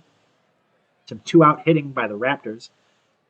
Aram, the other cold hitter for the Raptors, and he'll probably stay cold as he flies out to left field, leaving Pluto on first. But the Raptors score 2 this inning and grow the lead 7-1. Peter Dawson Jr. leading it off for the Makos, bottom of the sixth, grounds out to the third baseman. Goddard hits that one back to the pitcher who can't quite glove it, so he's able to eke out an infield single there, and then Godford's running. No chance with the throw, so he's safe at second. Harwell rounding out for the second out, and then Beef Johnson flies to right field. It's caught, routine, so they get a run in scoring position, but nothing comes of it. Another quiet inning for the Makos. Parker Beecham leading off again here, the top of the seventh. It seems like they've started every inning. As they ground out to short, and then Bodner strikes out, sacks Justice with 2 outs now, running, but can't eke that one out. So bottom of the seventh inning stretch time, and the Raptors are up 7-1. Emerson leading it off, gets this one over the center fielder's head for a double. McNasty hits this one to the center fielder as well. This one's pretty shallow. Emerson thought about it, but runs on back to second. Riddle McGee gets this one over the second baseman, so runners at the corners. Maybe something cooking here for Maui with 1 out. Ketchup lines out to left field, but they are able to get a tag up sac fly. So 7-2 now for Maui. And John Camden draws a walk, so they keep it going. Timmy has come into pitch for the Raptors. Dawson Jr. flies out to left field. So a lot of base runners for Maui, but they only get the 1 run. 7-2 now. Top of the 8th, Radiance Ham will lead it off for Boise, and they rip that one down the left field line. So leadoff runner for the Raptors. Tuplan flies this one deep, caught by the center fielder. Now Radiance Ham is running. They steal second. Bridget Westfall hits this one to the left fielder. Radiance Ham tagging up, going to third. Safe. 2 outs. Runner at third for Petra, who strikes out. So that'll end the top of the 8th. Boise up 5. Makos have 6 outs to string something together here as make it 5. As Godford will start off the bottom of the 8th with a strikeout. Harwell now into the game. into the box and will also strike out. That'll be 2 strikeouts for Timmy. Beef Johnson grounding this one to second base, makes the throw. 1-2-3 inning for the Makos. That's not what you need when you're down 5 runs in the bottom of the 8th, that's for sure. That is not what you need. Johnny Pluto will lead us off at the top of the 9th as the Raptors look to possibly extend that lead even further. Pluto grounding out there. Aram. Best medicine for a cold hitter there. Don't swing the bat, draw a walk, as he does, and then Beecham follows it up with another one on 4 pitches, and then here comes Bodnar, but that's a double play ball, and they make the turn. So could have gotten a little bit worse, but the Makers are able to wiggle out of it, and now they've got 3 outs left to get something going. Emerson strikeout to start off the top of the 9th. McNasty and McGee right now are your last chances as McDonald's Hamburger comes in relief for the Raptors and gives up a double, at least I would say, a double for McNasty as he gets the stand up, advance to second base. And that was a little weird animation there. I thought that might have been an error, but no, nothing doing. Ketchup draws the walk, so runners at the corners with 2 outs, and Camden with the strikeout. So McDonald's Hamburger is able to come in and slam that door shut. And the Raptors are able to win 7-2. Boise going to 15-13. The Makos now down to 9-19. For the Makos, Ketchup had a nice day, going 2 for 3 with 2 RBIs. Pluto for Boise had a good game, and then obviously Vladimir Bodnar going 1 for 4, but that home run kind of slammed any chance of Maui coming back into this game. Derek Rogers Jr. gets their first win of the season. Great game as they give up 1 run in 6 innings, throw 100 pitches, and now 1-3. Dalcott gets their 5th loss. They're still winless, 0-5. 4 runs in 2 2/3 innings. ERA ballooning up to 9.91. Derek Rogers Jr., your player of the game, is the winning pitcher for the Raptors. Now we'll check in around the league as Outer Banks beats up on the Voyagers. They prevail 3-1 over New York.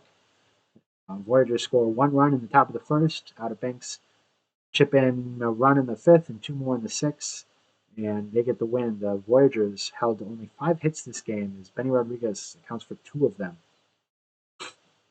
Linus Riverboat with a solo home run as they go 2 for 4 with an RBI for Outer Banks, instrumental in the win.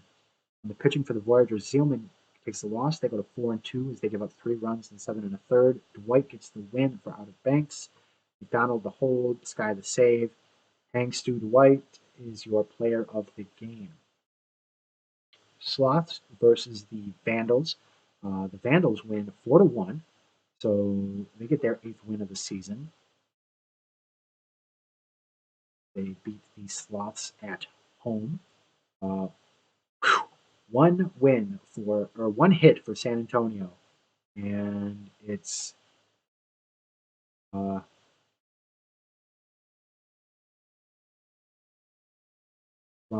so Chris. Okay, I was looking for like the home run or whatever, but so Christy Abbott gets the RBI. Must have been on I'm guessing on a sac fly.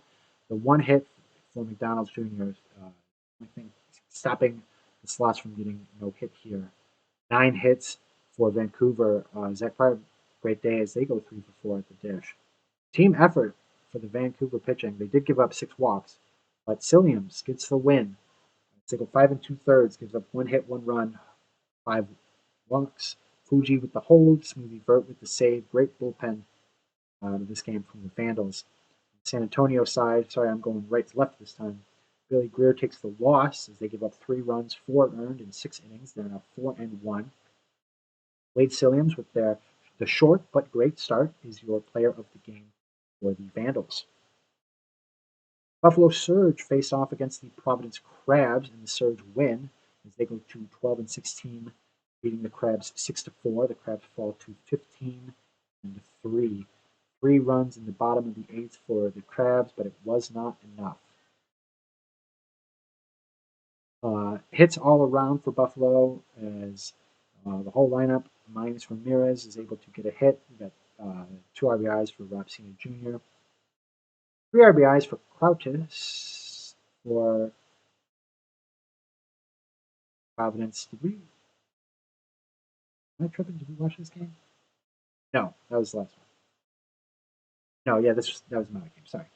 Crowtis goes 1 for 4 with 3 RBIs. Rolo gets the win. Gives up 1 run in 6 1/3 inning. Evans, the loss for Providence. They'll be 4-2 on the season now. They give up 5 runs, 4 earned in 6 innings. Jack Rolo, your winning pitcher for Buffalo, your player of the game. Apex take on the division rival Stars, and they get the win 3-1. Apex 20-8 now. Nashville adds a run in the 7th, but it's not enough. 6 hits on the day for the Stars, 2 for 3 for Brandon Fry as he chipped in a walk as well. 6 hits for the Apex as well, so not a lot going on with the bats. Dustin Parmalee going 2 for 3 with 2 RBIs today on the Apex side. Havoc takes the loss for Nashville. They give up 3 runs in 7 innings. They're now 1-5 on the season. And Shifty Goose gives up 1 run in 6 2/3 innings. They will be 4-3. Doug Dangley with the hold, and Itchy Nose gets the save. Shifty Goose, your winning pitcher and player of the game for the Apex. Post game here as the Demons take on the Sarasota Supernovas. And the Demons win 6-5. Demons now 17-11 on the season. Sarasota continues to struggle. 3-25 on the season. 14 hits for Detroit. 4 for 4 day with 2 RBI for Haywood Dinkle. Great day. They also hit a home run. 5th inning. A triple as well. No double though. So double short of the cycle for Haywood Dinkle. Great game for them. Last I saw, I think they were leading the league in WAR, having a great season. 9 hits for Sarasota. 2 for 4 day for Weedham Boys. 2 RBIs for Poppin as well. The offense and Haywood Dinkle just a little bit too much. Cato gets the win for Detroit. Riding Dirty gets the hold. And Crenshaw Jr. Laser gets the save for Sarasota. Smaxa gets the start, gives up 4 runs in 5 innings. And Bug gets the loss. They fall to 1-2. Haywood Dinkle player of the game for that great performance at the dish. Another division game as Cancun beats Seattle in Seattle 2-1. All the scoring happens in the first inning, and then that was it. Cancun and Seattle now both 11-17. 6 hits spread out evenly for Cancun. 10 for Seattle, but they just couldn't drive him in. As Thurgood Sassafras the third is your lone RBI for the Sea Serpents. Bruce Dart in your area and Bruce Dart in your box score, getting a win, gives up 1 run in 6 innings. They're now 2-3 on the season. Wall with the hold, Wall with the save. Canold Crocodile takes the loss, giving up 2 runs in 6 1/3 inning. And Bruce Dart Lemonade is your player of the game, winning pitcher for Cancun. Death Valley, New Orleans, battle of a couple of heavyweights here. And New Orleans gets round 1 as they win in New Orleans, 7-4. DBS takes a 4-run lead in the top of the 4-0 lead in the top of the 4th, and then New Orleans answers back with 3 in the 4th and 3 in the 5th. Adds 1 extra in the 7th for insurance. 8 hits on the day for DVS, 11 for New Orleans. I see a 3 for 4 day for Stefano Jr. with 3 RBIs. 2 for 4 for Gustav Beauregard as well. Werewolf with a home run. 70 Morgan gets the loss, giving up 6 runs in 6 innings, 7 hits, 3-2 on the season. And Rayner gets the win for New Orleans as he'll give up 4 runs in 6 innings. And now 5-1 on the season, nice record. Wright gets their 3rd hold of the season. Pleasant's their 5th save. Stefano Jr., your player of the game. And that will wrap it up for the major league games today. Heading down to the minor leagues. As we'll start it off, the Flamingos shut out another 1-hit game. Shut out Dallas 7-0. Flamingos now 20-9 on the season. Dynamos fall to 8 and 21. 17 hits for the Flamingos, including a 3 for 4 day for Yup Yuppers and 2 for 4 from Brizzo with 4 RBIs. Brizzo hitting a home run in the fifth. For Dallas, your lone hit comes from Willie Mays Hayes.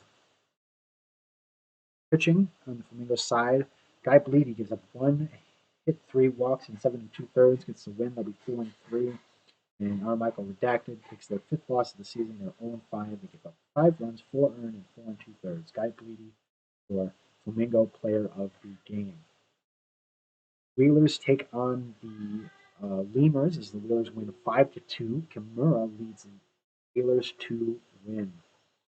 They went 2 for 2 with a home run and 2 walks. Score in 2, drove in 3. Great game out of them. 9 hits for Louisville, but only scored the 2 runs. You've got Barry Bonds, another great game, saying his name a lot, 3 for 4 with an RBI for the Lemurs. Stagner gets the win, 4 and 2 season for them. Ronson gets a hold, and Beta Bombs gets a save. They're 6th of the game.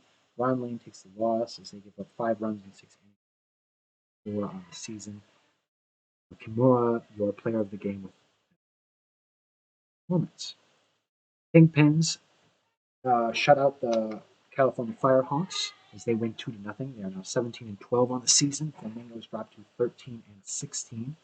9 hits on the day for Chicago, 2 for 4 days from Messi and Cleary, both chipping in RBIs as well. 7 hits on the day for California. Billy Nelson in the 9-hole spot, going 1 for 2, drawing a walk as well. Grimes, your kingpin starting pitcher, they get the no decision as they throw 7 shutout innings. Maltiapalue or something like that gets a win as they're 3-0. They throw 1 perfect inning, and Mitch the T-Rex gets their 10th save of the season. Izzy Mitchell goes 7 shutout herself, but Aaron Beckett takes the loss as they give up 2 runs in an inning and 2/3, and now 3-2 on the season. Cameron Grimes, your starting pitcher for Chicago, is your player of the game. The Armadillos beat the Swifties 3-2. Dillos now 12 and 17 on the season. Swifties 11 and 18. Those scored early and they never let back up. They held the Swifties at State College to 5 hits, RBIs from Samson and Shark Puppet, while having 9 themselves. You've got a 2 for 4 day for Matt Dubson, drove in an RBI and scored 2 runs.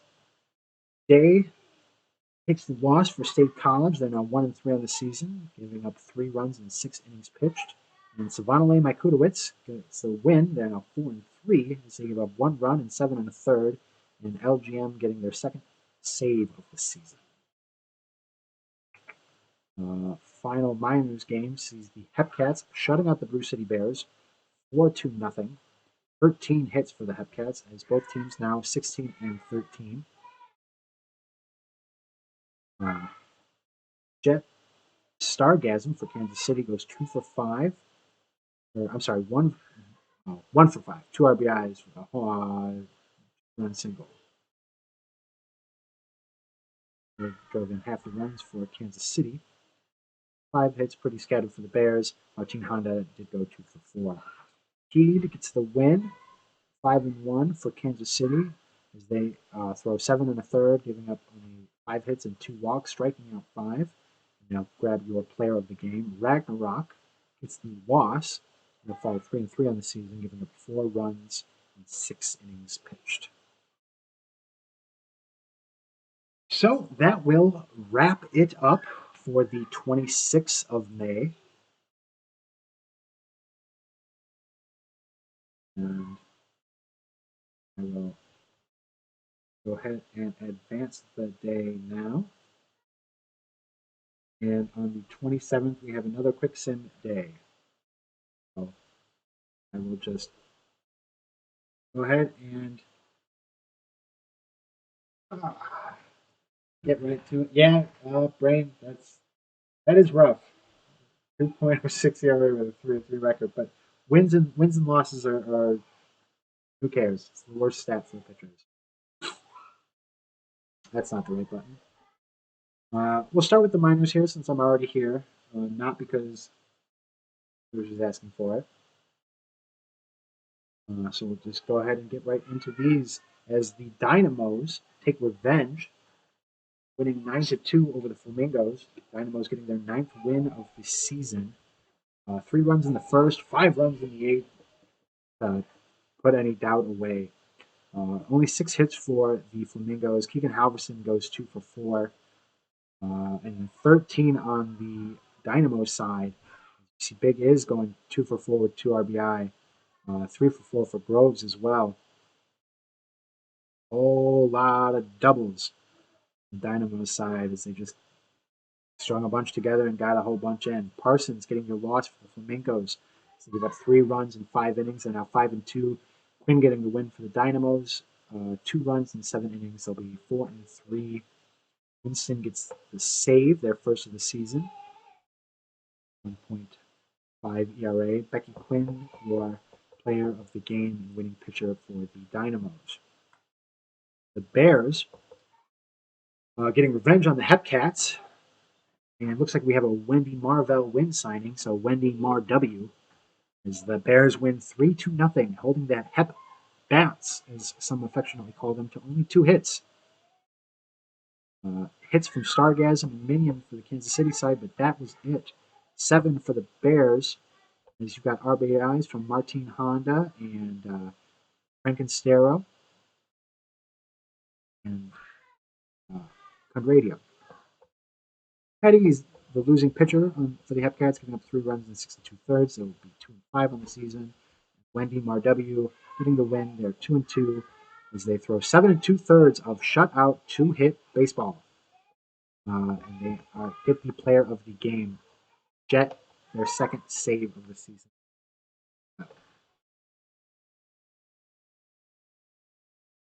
Fantastic game. I got lost. Okay. The Wheelers. They beat the Lemurs 13-6, throwing up 7 runs in the second inning, and that pretty much that'll take the light out of you. Sure, Jones Jr. going 3 for 4 with 3 RBI, scoring 2 runs. Condor Benningson, Jose 43 hitting home runs for the Wheelers side. Rio hit a home run for the Lemurs as well. His lone hit of the game, getting 3 RBIs. A whole bunch of pitchers here. Hartman gets their 7th win of the season. Wow, 7-0. Not the best game. They give up 6 runs in 5 innings, but what matters is the team win, and they get their personal win. 7-0 is very impressive. For Louisville, Hagen gets the loss, giving up 7 runs in an inning and a third, and the bullpen gets roughed up a bit as well after him. Larry Jones Jr. with his 3 for 4, 3 RBI game is your player of the game for the Wheelers. Amarillo State College sees the Dillos win 4-3 over the Swift Seeds again. They're now 13-7. 10 hits for State College, including a 3 for 3 day with a walk for Sharp Puppet, bumping that average up to 347. Very impressive there. 8 hits for Amarillo. Ray Barnold going 1 for 4 with 3 RBIs, scoring a run, 2 for 2 for Bubson as well. For the pitchers, we saw 7-0, and now we see 0-6 as Alexander Benjamin pitches for this game. Takes their loss. 4 runs in 5 2/3. ERA now at a nice round 8.83. Panda, Junie's new pitcher, their 3rd win on the season, although I guess maybe not that new now anymore. While Topper Hauser gets their 3rd hold, LGM their 3rd save, and Sharp Puppet, your player of the game, on the losing effort for State College, going 3 for 3 with 2 runs. Your final minors game of the day sees Chicago defeating California 9-1. Raising Chicago now up to 18-12 as Chicago scores 5 in the eighth, 3 in the ninth, and puts this game far, far away. Robert Drop Table Player is going 2 for 5 with 4 RBIs and 2 runs on the game. Only 4 hits on the California side. Bubba Tree with 2 of them. He goes 2 for 3 with an RBI and a run, hitting a home run in the fifth off Purdy McPitchy face. Purdy McPitchy face, your starting pitcher for Chicago, gives up just that 1 run in 6 innings. But Schumacher gets the win in relief, throwing 3 scoreless innings, though now 2-0 in the season. Mrs. Dirk takes the loss. 6 runs in 7 2/3 inning.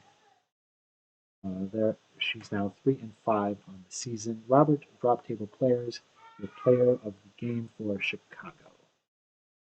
Checking the major leagues.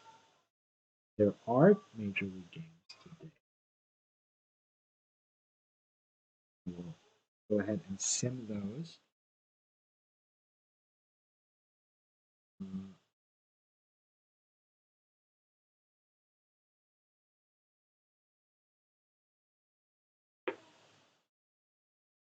Quick sip of drink after speed reading 80 box scores.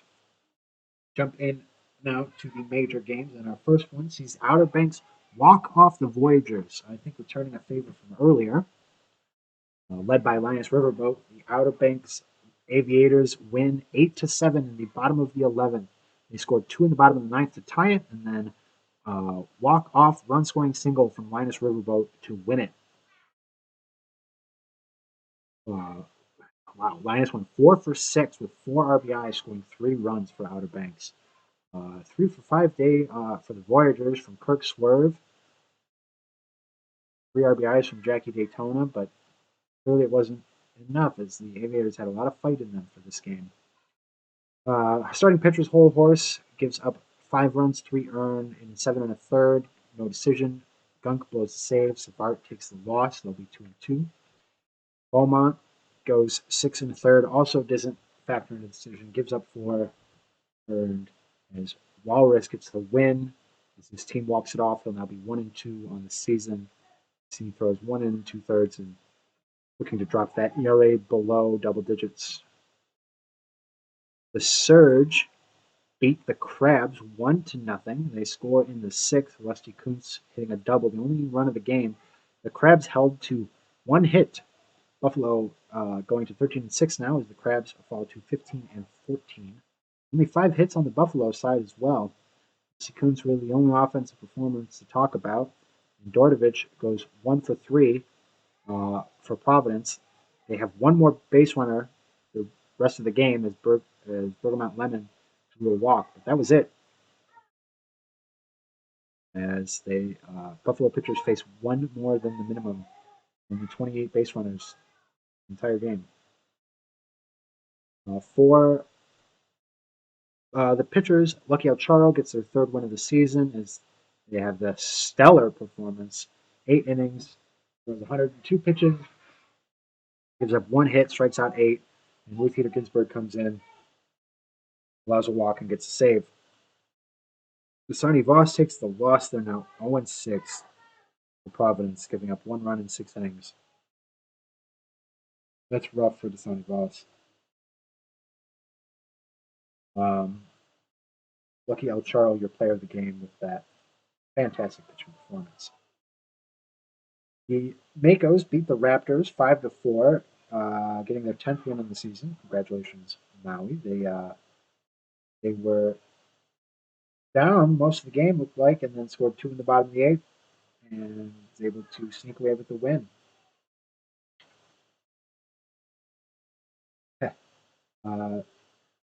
2 for 4 day for Petra, and Beach going 3 for 3 with an RBI on the side of Boise.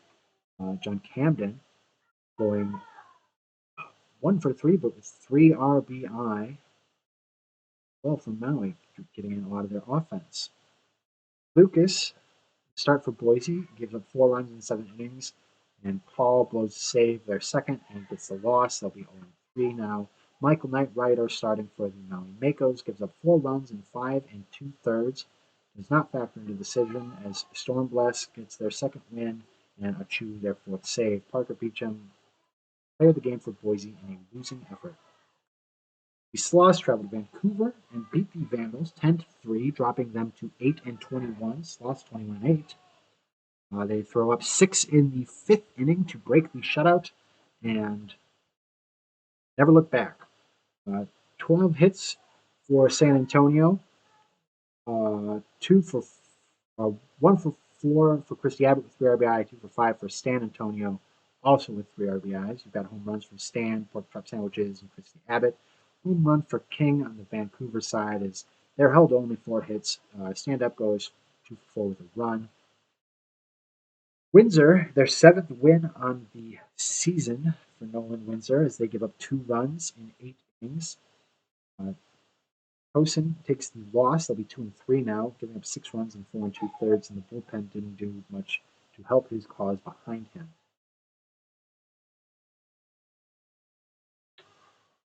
No,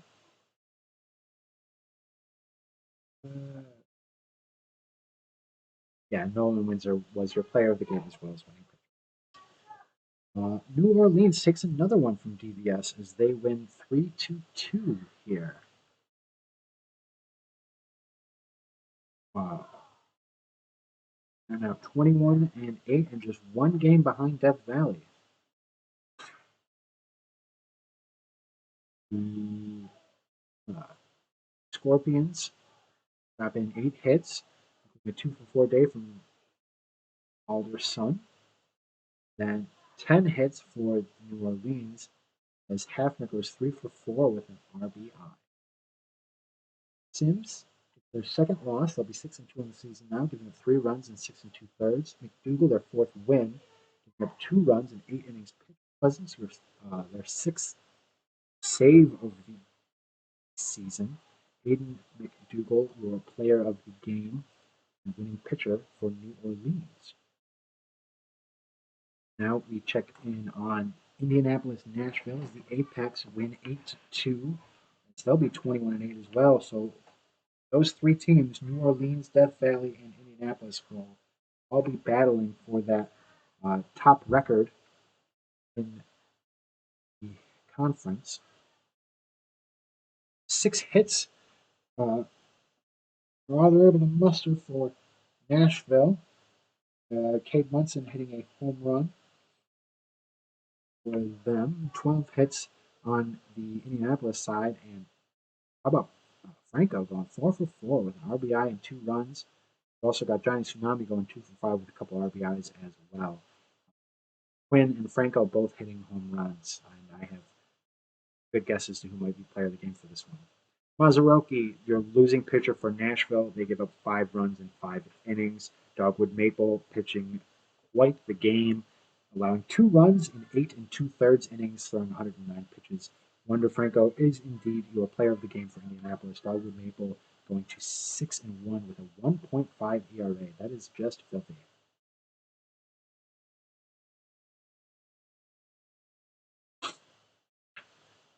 Demons shut out the Supernovas. And it looked like, 2-hit complete game shutout for Ricky Vaughn as the Demons go to 18-11 on the season. Supernovas now at 26 losses. 3 for 6 day for Nickels and Dimes. And how about 3 for 5 for Justin Blamo with 5 RBI? Blamo with the home run.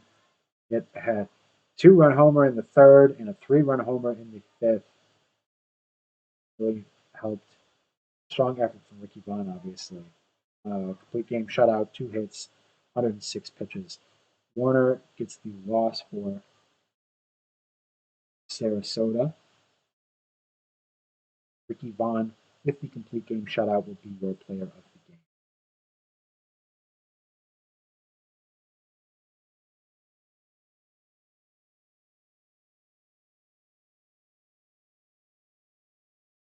And for our final majors game, Wow, a little bit of a back and forth game here. Oh yeah, no kidding. Uh, wow. So top of the 14th inning is when Cancun finally gets the win, 7-6 over Seattle. They go into extras and no one scores until the 13th when Cancun scores two, and then Seattle scores two, takes it right back, and then Cancun says no, thank you.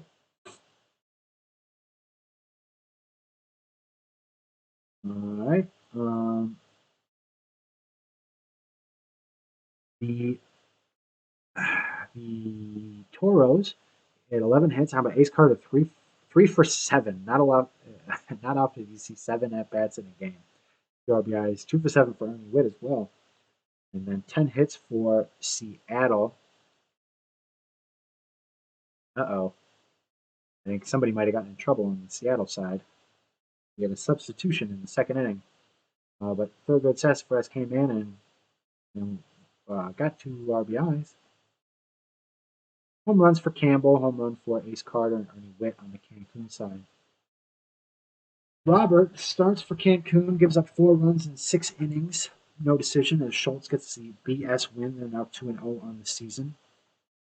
Danny Sullivan goes 6 innings, gives up 2 runs. Jackson DeMarco gives up 2 runs, both unearned, and is able to draw their fourth hold. Perry Hodder blows a save, and Pork Triplet takes the loss. They'll now be 1-2 on the season. Danny Sullivan, your starting pitcher for Seattle in this long extra inning marathon, ends up with your player of the game. I can't help but think that there had to have been uh, maybe a more interesting choice, but I guess that's why I don't pick who's your player of the game. All right, so I started with the minors, right? Uh, yeah, we did these games. So that will wrap up today. So we advance to the 28th of May.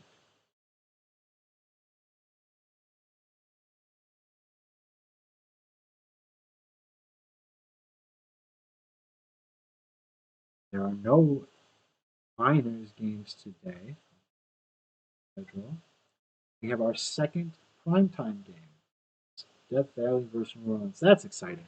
That's awesome because this is a great matchup of uh, two fantastic teams. So it's a shame to have that series come up and us not see game. We have Herbie Farnworth going against Hiro Nakamura at New Orleans. For a prediction, with a game like this, I would love to just see a who wins game prediction. Honestly, if there's a mod that wants to get that up,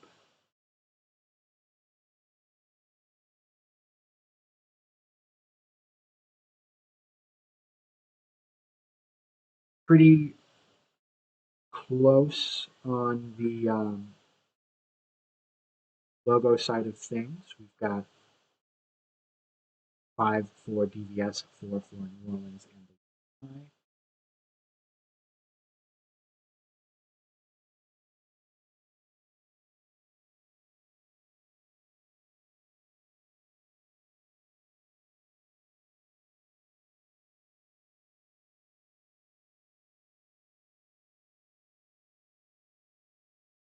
and then I believe I believe this is the one that does have write up for it. So I want to make sure to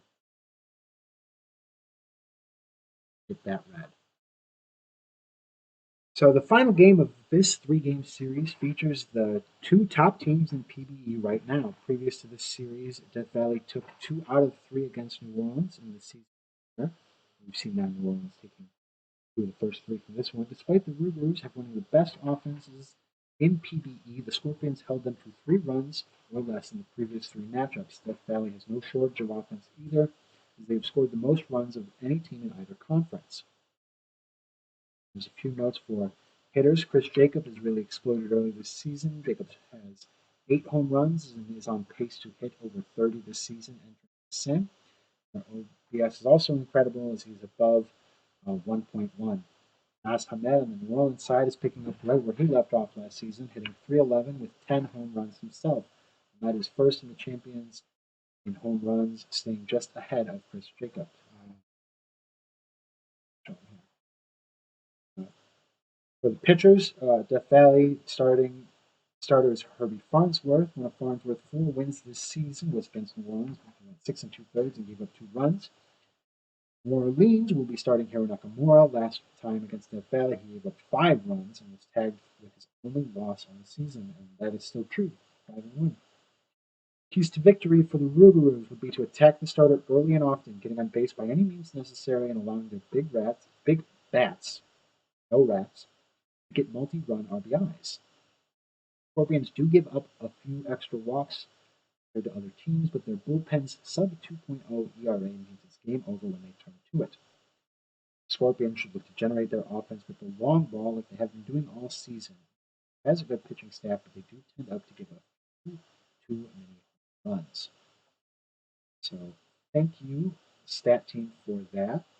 That frames this nicely and gives us a good idea of we have going into this game. So I missed the prediction, but I will go ahead and get this game started for us now as we head to New Orleans with Tex Walker leading us off for the Scorpions against Hiro Nakamura.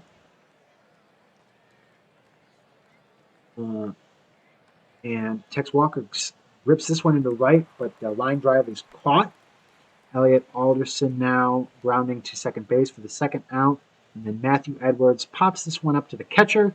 So kind of hitting all over the place, a lot of contact, but nothing getting down. And the 1-2-3 inning for the Scorpions.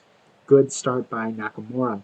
Herbie Farnsworth now on the mound for the Scorpions as Gustav Beauregard starts this game off with a double. Lead-off double for the Rougarous. Paul DeStefano Jr. follows it up with a flat to center. Gustav thinks about it, but he'll stay at second. And he'll take third anyway. He's stealing third base, and not even a question. And Naz Hamed's going to be able to knock him in as he grounds this one to the second base for the sacrifice. So Rougarous with the quick 1-0 lead as Vidal Valor now comes up 2 outs. And this one gets down in the corner in left field, so Valor's going to have himself a double. Io Torrent now with 2 outs looking to get Valor home, but that's not going to do it. So the fly out caught by the center fielder, and the Rougarous take the 1-0 lead as we head to the top of the second. Chris Jacobs now to start that inning off for the Scorpions. And that one, they'll drop it to shallow center for a leadoff single. First hit of the game for the Scorpions. Mike Bosch Jr. following it up with a strikeout by Nakamura, their first of the game. Jay Doctor grounding this one to second, but he gets it like deep in the pocket, and so runners at first and second because he can't make a play. Roderick Scott striking out, second out, as Double A comes up for DVS, looking to keep the inning alive, and he does. Gets that one right past an outstretched third baseman, and Jacob comes around to score. So tie game here, as a little bit of a risky base running pays off. Tim Duncan now hits that one into the left field corner as well, and that'll score 1. They're going to try for 2. Oh, wow. Duncan gets the triple. They get both runs. They go for the guy at third instead of the guy at home. And bases clearing triple for Duncan as Tex Walker grounds out to end the inning.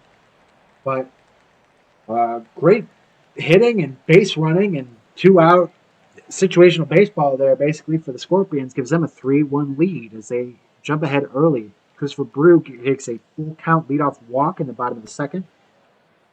And Werewolf beats that grounder out. So first and second, nobody out as the Rougarous are cooking now here in the bottom of the second. Todd Hafner strikes out. Ortega now with runners on first and second, 1 out. And hits right into a double play. Not what the Rougarous needed. Looked like they were cooking something up. And in a snap of fingers, it's gone. Elliot Alderson hits a swinging bunt back to the pitcher. Grounds out. First out of the inning. Edwards hits this one to third. Close play, but a good play made by the third baseman for the second out of the inning. Then Jacob flies this one to center field, but Beauregard's able to make that play make it look routine, and set the Scorpions down in order. So Ruguru now with another chance to answer back as Beauregard draws the walk, and look out because he'll be looking to run on the base paths. Fielder's choice there is Beauregard's able to advance to second as Stefano Jr. Grounds out, and then Hamed draws a walk. And Beauregard's running, and he's out. They caught him. Don't see that very often. Del Valor grounds to second base to end the inning, so costly caught stealing there for New Orleans. And they run themselves out of the inning a little bit. UVS now top of the fourth. Mike Boss Jr. leading us off. Flying out to center field. Jay Doctor strikes out. That's Nakamura's third of the game. And Roddick Scott up with nobody on. 2 outs. He's hot. Batting .302 this season with 5 home runs and 19 RBIs. And he gets that one to the third baseman who is able to get to the first baseman. Has to kind of reach out to get it, but he gets him down. So New Orleans, bottom of the fourth, are able to continue to keep it close. Io Torrance strikes out. Christopher Brew looking to get on base here now against Farmworth. Grounds that one to first, though, so he'll be retired. Werewolf looking to add some damage, and he gets that one ripped down the right field line. He might be able to get 3 on this one. Oh, but he holds it. He holds it second. So runner at second with 2 outs. Todd Hafner draws a walk. And Ortega strikes out. So again, runner in scoring position, but can't get it home for New Orleans. This game stays tied, 3-1. Person man, flying out to center field. Trevor Duncan looking to shake the cold spell, but that'll be caught by a ranging right fielder. And Tex Walker grounds that one to third base, and he's out by a mile. So Nakamura's been really dealing here following that second inning, but he needs his offense to pick him up. Beauregard to lead him off in the top of the fifth. Grounds that one to short. Nice play by gets him out. Stefano Jr. gets that one down in deep left field. Hit it so hard I thought it might have been a single, but he's able to stretch it into a double. Naz Hamed, looper, is able to bit it out. So infield single, runners at the corners, 1 out. And Valor gets that one through. Runners at first and second. 3-2 now for New Orleans. Io Torn will come up.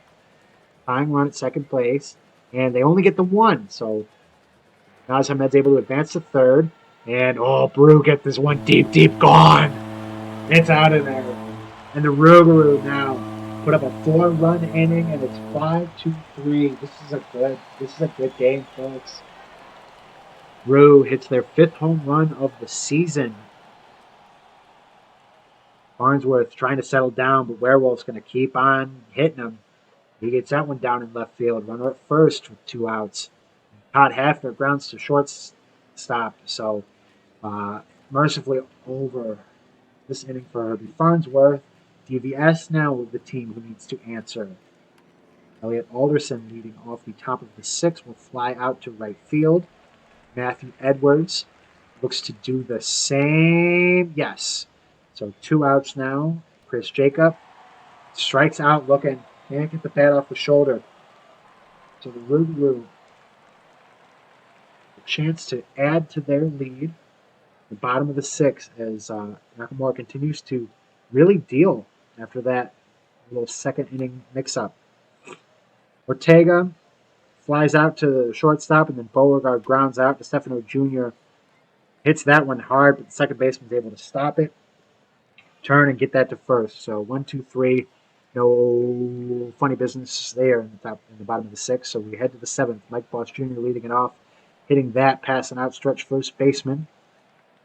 He'll be safe. No outs. Jay Doctor strikes out swinging as New Orleans put in Luke Wright, the reliever. So he comes in, gets a strikeout, and then, gives up a tying home run to Roddick Scott the 4th.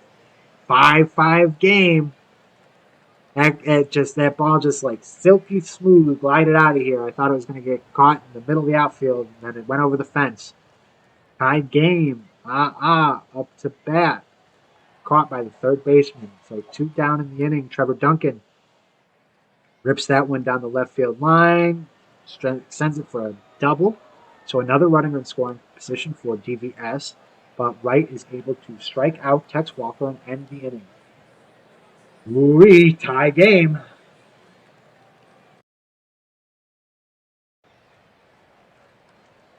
Naz Hamed, bottom of the seventh, popping out to the third baseman. And then Valor flying out to the center field. Io Torrent now throwing a 5-pitch walk. So runner on first with 2 outs, but Christopher Bruce strikes out, swinging. As Buster Baxter was into relieve that inning for the Scorpions. Luke Wright back in for New Orleans in the top of the 8th, strikes out Elliot Alderson. That is Wright's 3rd strikeout of the game. Matthew Edwards draws a full count walk. Chris Jacobs gets that one down and right. That could score a runner, and he'll go. So Edwards makes it home, and DVS takes a 6-5 lead as Jacob gets all the way to third with the triple. Boss Jr. now strikes out, his 20th strikeout on the season. Derek Yeater into pitch for New Orleans, and he's able to get J Doctor to strike out. So the runner stranded at third, but DVS does get the 1 run and the lead. 6-5 now. New Orleans needs to answer back. Werewolf leading off the bottom of the 8th. Flies out to center field. Todd Hafner batting .295, lines this one to left, and Ortega, the 9-hole hitter, strikes out. So 1-2-3 inning by Buster Baxter, and DVS will lead it off with Rodica Scott, hot hitter in the top of the 9th, looking to add some insurance runs. Rodica Scott striking out from Derek Yeater. That's Yeater's 2nd strikeout of the game. Will be up to bat now. Nobody on, 1 out, and gets a full count walk. Making his way down to first. Trevor Duncan will strike out.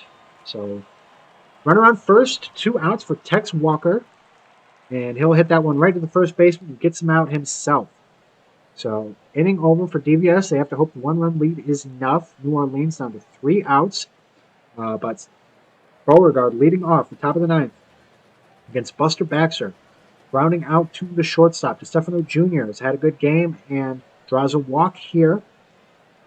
So runner on first, 1 out for Naz Hamed. They need this 1 run. Naz Hamed hitting this one deep. Oh, but it's caught. So deep fly out for Naz Hamed. Vidal Valor, New Orleans' last chance, and I think that's going to do it, and it does.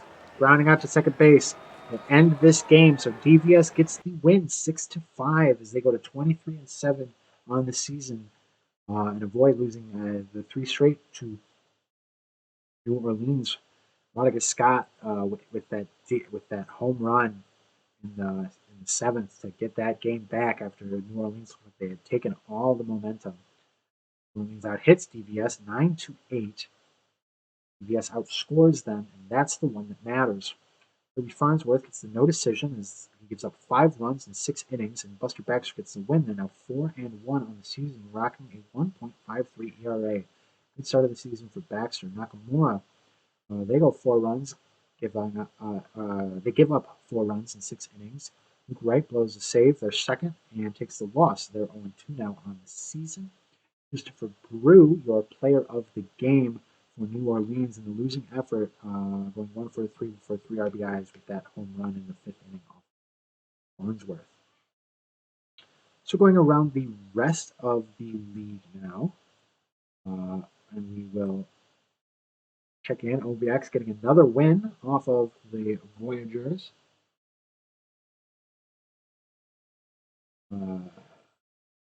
As Outer Banks wins 6-3.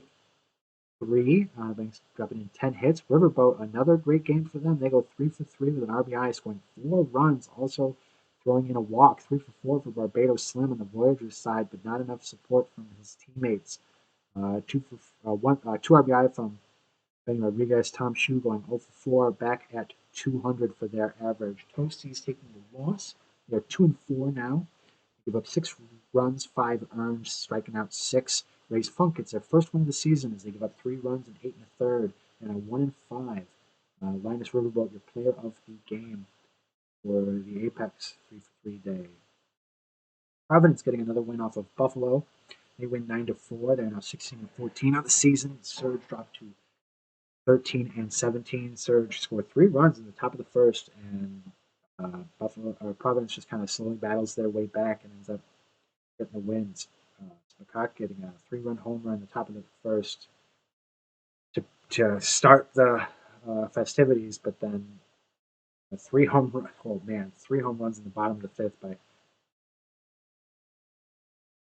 Crouches, Colon, and Cloudera. Nobody went back to back, but still 3 home runs in an inning will win you a lot of ball games. Bergamot Lemon goes 3-for-3 with 2 RBIs. 4-for-5 day for Willie Colon, chipping in an RBI as well. Greg Digger Jr. takes a loss. They're now 1-6, giving up 5 runs and 5 1/3. Ivy Leaf gives up 4 runs, but goes the distance. Gets a win, 4-0. Bergamot Lemon, your player of the game. The Boise Raptors. Raptors beat the Makos 9-0, getting 11 hits. Makos only get 4. Great offensive day for Bridget Westfall, going 3-for-4 with 2 RBIs, 2-for-4 for Johnny Pluto, getting 3 RBIs for himself. Radiance Ham hitting a home run as well as Johnny Pluto. Only 4 hits for the Makos, and a couple of double plays made it even worse than that. Cenk Daly going another complete game shutout for this Sam. Cenk Daly going 9 innings, giving up 4 hits, 1 walk, on 100 pitches, and gets the win. They'll be 5-1 on the season. Cora Mochi takes the loss, 2-3, giving up 5 runs in 4 2/3. Cenk Daly, your winning pitcher and your player of the game for the Raptors. The Vandals beating the Sloths again, so they are now 9-21 in the season as they win 4-2. Anchovy getting their second home run of the season. Sanders and Okamoto, San Andrews all sending in home runs for the Vandals. A lot of one-hit days for Vancouver, but they were able to string those home runs. Really, honestly, are what made the difference. King George III takes their 4th loss, so now 2-4. They went 6 1/3, gave up 3 runs. Takahashi 2-4 as well. They give up 2 runs, 1 earned in 7 innings. Fuji gets a save, and Fuji gets a hold. Economides gets a save. And Takahashi, your winning pitcher and player of the game for Vancouver. Indianapolis shutting out Nashville. Indy is now 22-8 on the season. Wow, great record through 30 games. Nashville at 500. Apex winning 5-2-0. 2-for-4 day for Trevor Rose, counting for 50% of the Nashville offense. Zach Mouse hitting a triple, going 2-for-4, scoring a run. Did strike out twice. Sanchez gets their first loss of the season. They gave up 5 runs, 3 earned, and 6 2/3. They're now 5-1 in the season. ERA still at a very, very clean 1.58. Michael Dion it's their 7th win of the season as they pitched 6 shutout innings, giving up only 2 hits and 2 walks. And the bullpen holds down the shutout the rest of the way. Michael Dion, your player of the game for Indianapolis. Next up, yay! The Demons win 6-1. Detroit now 19-11. Sarasota falling to 3-7. For the offensive side, you've got Drockenberg and Crouchwagon both with 2 hits, 2 RBIs from Justin Blamo. For Sarasota, only 2 hits. And Rem Beverwinkle, my former teammate, for whatever reason, seems to crush me. He goes 2-for-3 this game as well. I go Dirk. Gives up 1 run in 7 innings, 2 hits, 3 walks, 9 strikeouts. Bill Hill gets the loss for Sarasota as he gives up 5 runs, 2 earned, 6 1/3. And Dirk Diglett, your player of the game. Yay! Love to see it.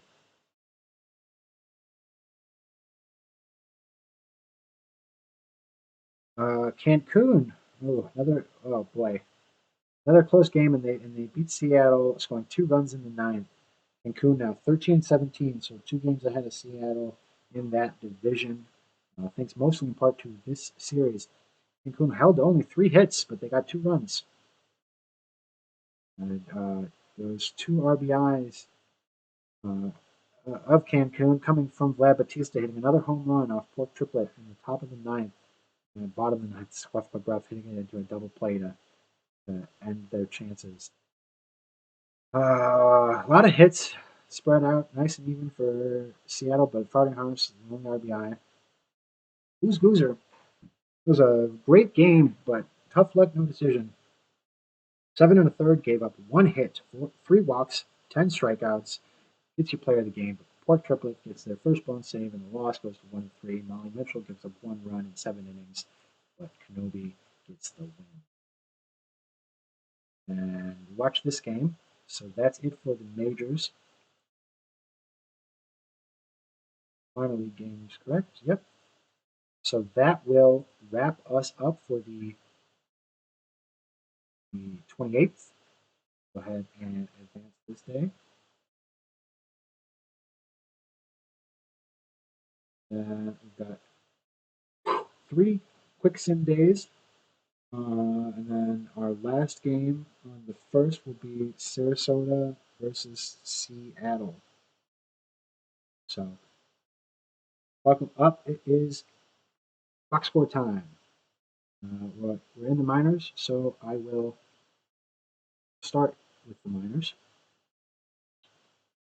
for the 29th of May. And the Hepcats beat State College 3-2, scoring all 3 runs in the bottom of the third. Stargasm hitting a 2-run home run for the Hepcats this game. He goes 2-for-4 with those 2 RBI.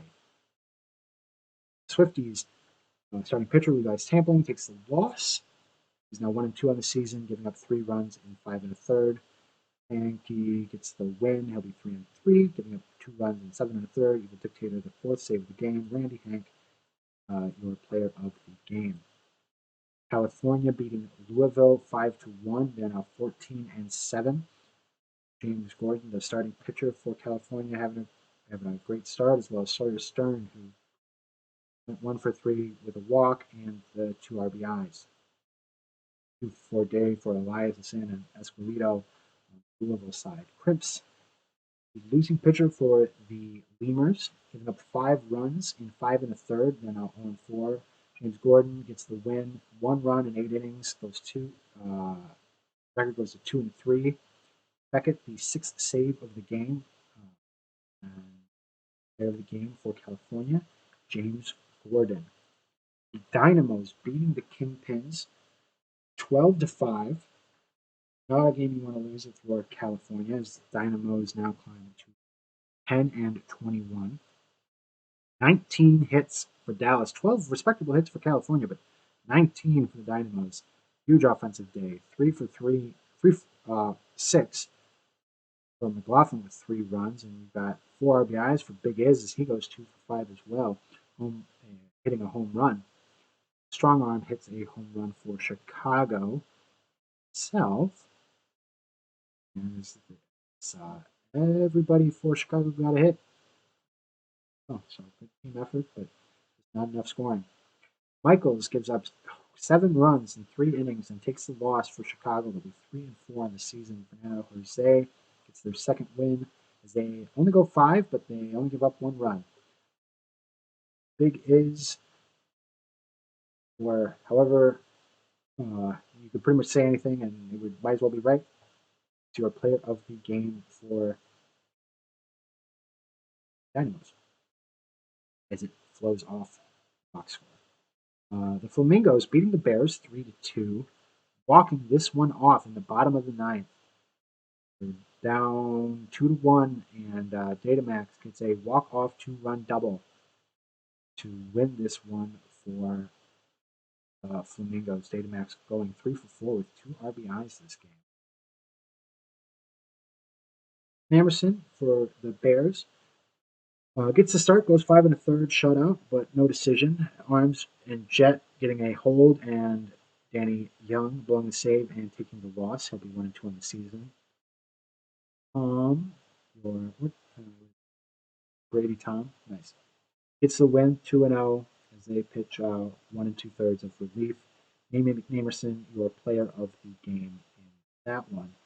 Final minors game sees the Dillos beating the Wheelers. Amarillo will get up to 14-17 now on the season. Wheelers fall to 22-9. 29 hits between the two teams. 17 for Amarillo. 3 for 6 day for Urza Oatmeal. Look at all these multi-hit games. Wow. 3 for 4 for Williams. 3 RBIs as well. I suppose that's what happens when you score 11 runs. Home runs from Benningson and Kimura on the Anchorage side, and home runs from Velasquez and Williams on the Amarillo side. For the pitchers, the Dillos, Firehawk blows a save, and Wheeler gets the win.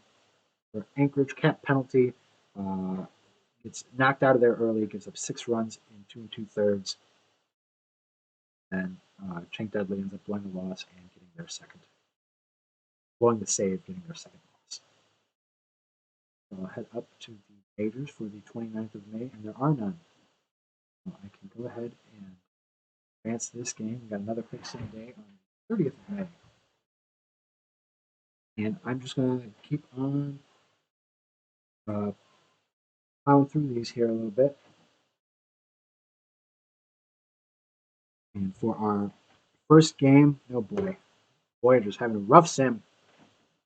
Had a rough time against New York, and now start this series off with a loss to Vancouver, 8-6. Vancouver now at 10-21. They tried to come back, scoring 4 in the 8th and 1 in the 9th, but couldn't quite get the runs they needed. 15 hits for the team for Vancouver. Tough to come back from. Randy Shrub going 4 for 4 with 5 RBI, hitting a home run as well as a 2-run double earlier in the game. Encarnacion hit a 2-run homer for New York. Like I said, just not enough to overcome giving up that many hits. Aberdeen takes the loss. They'll be 3-2 this season. Rogers gets their first win of the season. They'll be 1-6. Economides and Fuji getting a hold. Johnson getting their first save. Reggie Shrub, your player of the game. A wonderful for them. Boise beating Buffalo 5-1. Raptors now 17-14 on this season. For the Buffalo Surge, we've got 2 for 4 for Victor Herrera and a 2 for 3 day with a run from Rusty Kuntz. 9 hits for Boise as a team, including Bridget Westfall going 2 for 4 with 3 RBI. Beecham and Westfall hitting home runs for the Raptors. Tom Riddle gets the win for the Raptors. They'll be now 5-0 on the season. Paul getting their 6th save.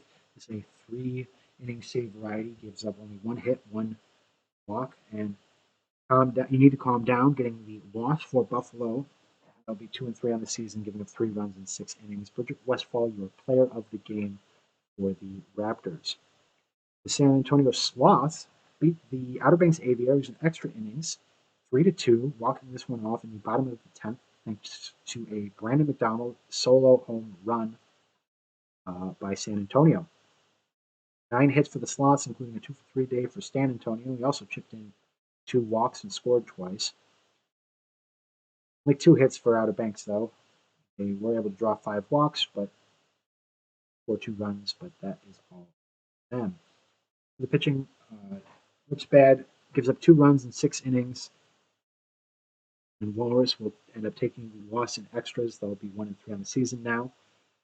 Davies has a great game, 1 run in 6 1/3, but no decision for them. Rodriguez Jr. gets the hold, and Razak gets the second BS win, I think, of the sim for them. Glenn Davies, starting pitcher, gets the player of the game for the Sloths.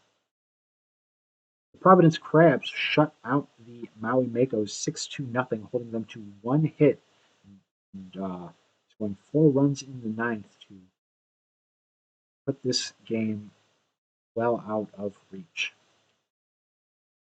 A couple solid hit days for Providence, but this was really about the pitching as Bart Muley goes 8 2/3, gives up 1 hit and 4 walks. 5 pitches, just let him finish it. Emerson, your sole hit from Maui, and uh, for the Makos, Kagamine gets the loss. They'll be 1-5 on the season, giving up 2 runs in 6 2/3. Honestly, has a good start. Just tough loss and tough when your offense only gives up or only musters 1 hit. Mark Merlin, obviously your player of the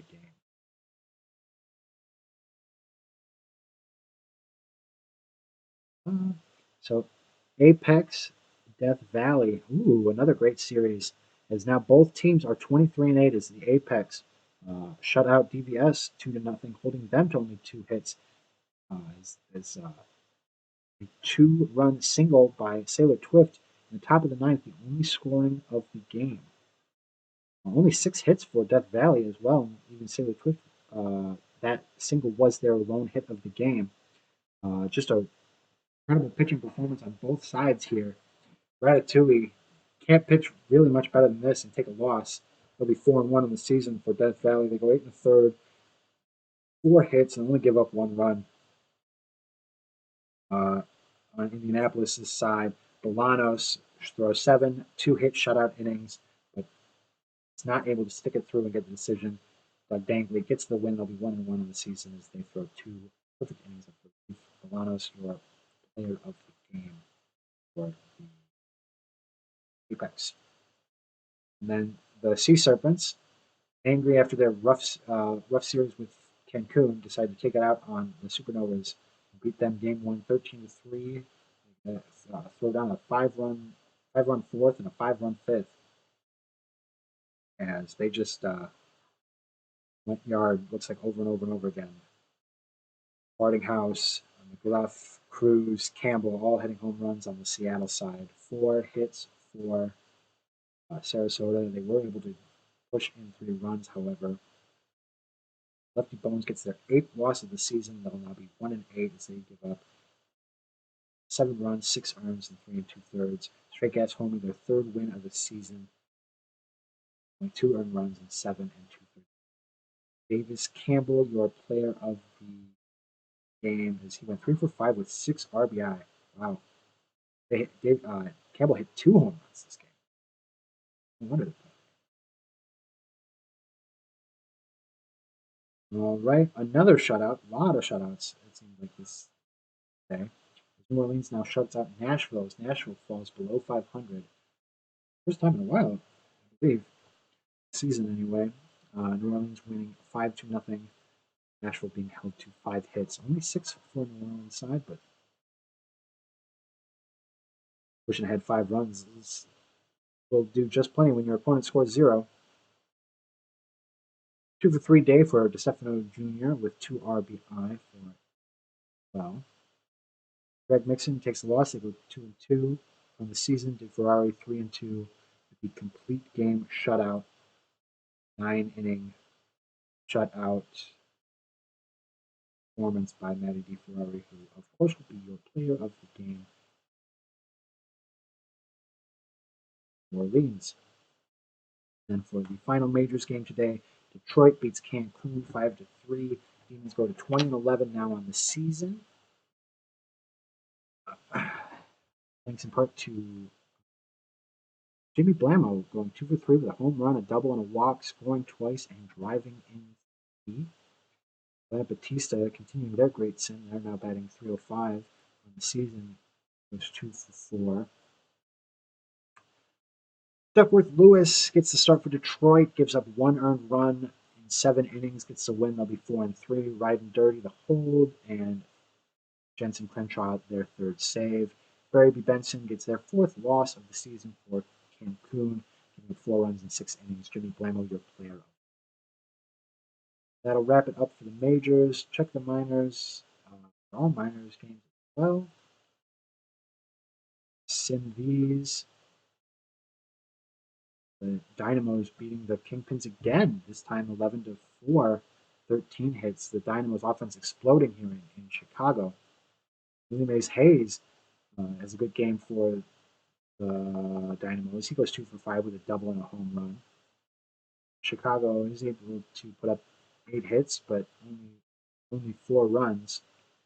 A lot of great games, though, for Dynamos. Besides Willie Mays Hayes, you see 2 for 4, 2 RBIs, 2 RBIs there. Home runs. Willie Mays Hayes was actually the only home run in that game. Liver, your starting pitcher for Dallas, goes 3-3, or gets the win.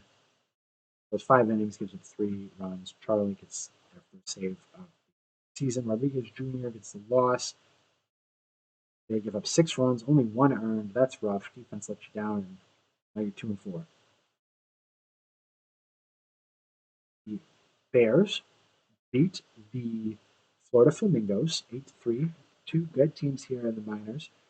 Flamingos fall to 21-11. Brew City Bears now at 18-14. Bears put together 11 hits. Radio going 3 for 4, 3 RBI, and 3 runs. Hit a home run in the 4th and a 2-run double in the 6th. For Florida, 7 hits, top of the lineup, whole lot of nothing. Some walks, I suppose. Bottom of the lineup, propped up the offense, but weren't able to drive in enough runs. Millis gets their second win of the season, giving up 1 run in 5 2/3. Bloodshine takes the loss. They'll be 3-3, giving up 4 runs, 2 earned. IKEA Radio, your player of the game. California, where the Lemurs beat the Firehawks 8-2. Lemurs put up 17 hits as they go to 12-20. Esteban Escobedo going 3 for 5 with a double and 2 singles, scoring twice and driving 2 in as well. On the California side, Sawyer Stern did go 3 for 5, and Stubby McGuire 2 RBIs. Sawyer Stern also had 3 stolen bases. California. For the pitchers, McCoy goes 4 1/3, shutout innings. Roberts comes in for them and gets the whole win in relief. Kraft, their second hold season. Thompson for California gives up 3 6 1/3, and Thomas Bolito, your player of the game for Lemurs. Hepcats beat the State College Swift Steeds 6-4. A couple of 2-run innings, riding the offense for the Hepcats. Dustin Johnson goes 4 for 5 with 4 singles for the Hepcats. Came out of him 3 for 4 for the State College from Red Argyle, 2 RBI and a run. Helping out that 2.23 average there. For the pitchers, Wilson gets the start for State College. No decision. The T2 will take the loss, giving up 2 runs in an inning and third. They're now 2-3. Wolfling starts for Kansas City as Garfield will blow the save, allowing the Eagle Dictator to pick up his 4th win now. He's 4-0 with a .64 ERA.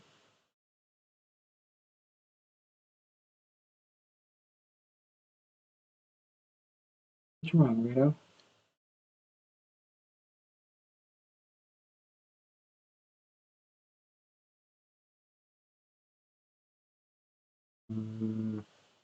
All right. So the final minors game, the Dillos beat the Wheelers 9-8. The Wheelers are now 22-10. Amarillo 15-17 on the season. Dillos scored 5 in the top of the 3rd, 3 in the top of the 5th.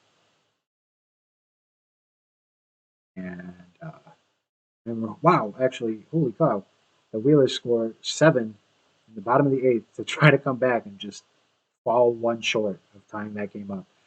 4 for 4 day for Urza Oatmeal with 3 for 4 with 4 RBIs and 3 runs, hitting 2 home runs this game.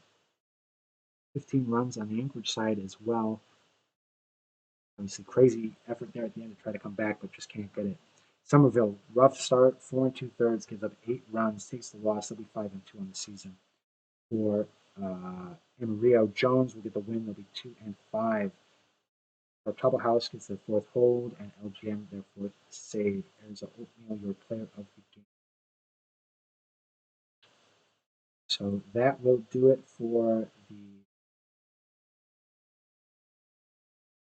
30th, I believe. Yep. Games. So time to save. Okay, another one.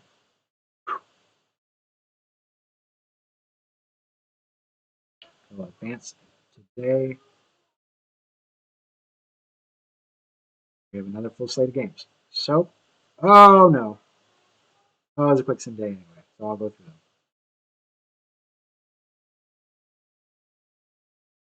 All right.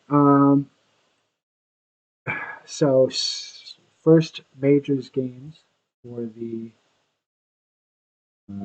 31st sees Providence going to extras against Maui and then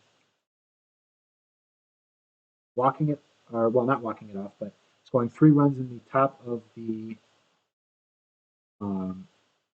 10th to win 10-7. Willie Colon hitting a grand slam in the top of the 5th, and Slokening hitting a 3-run homer in the top of the 10th to put Providence ahead.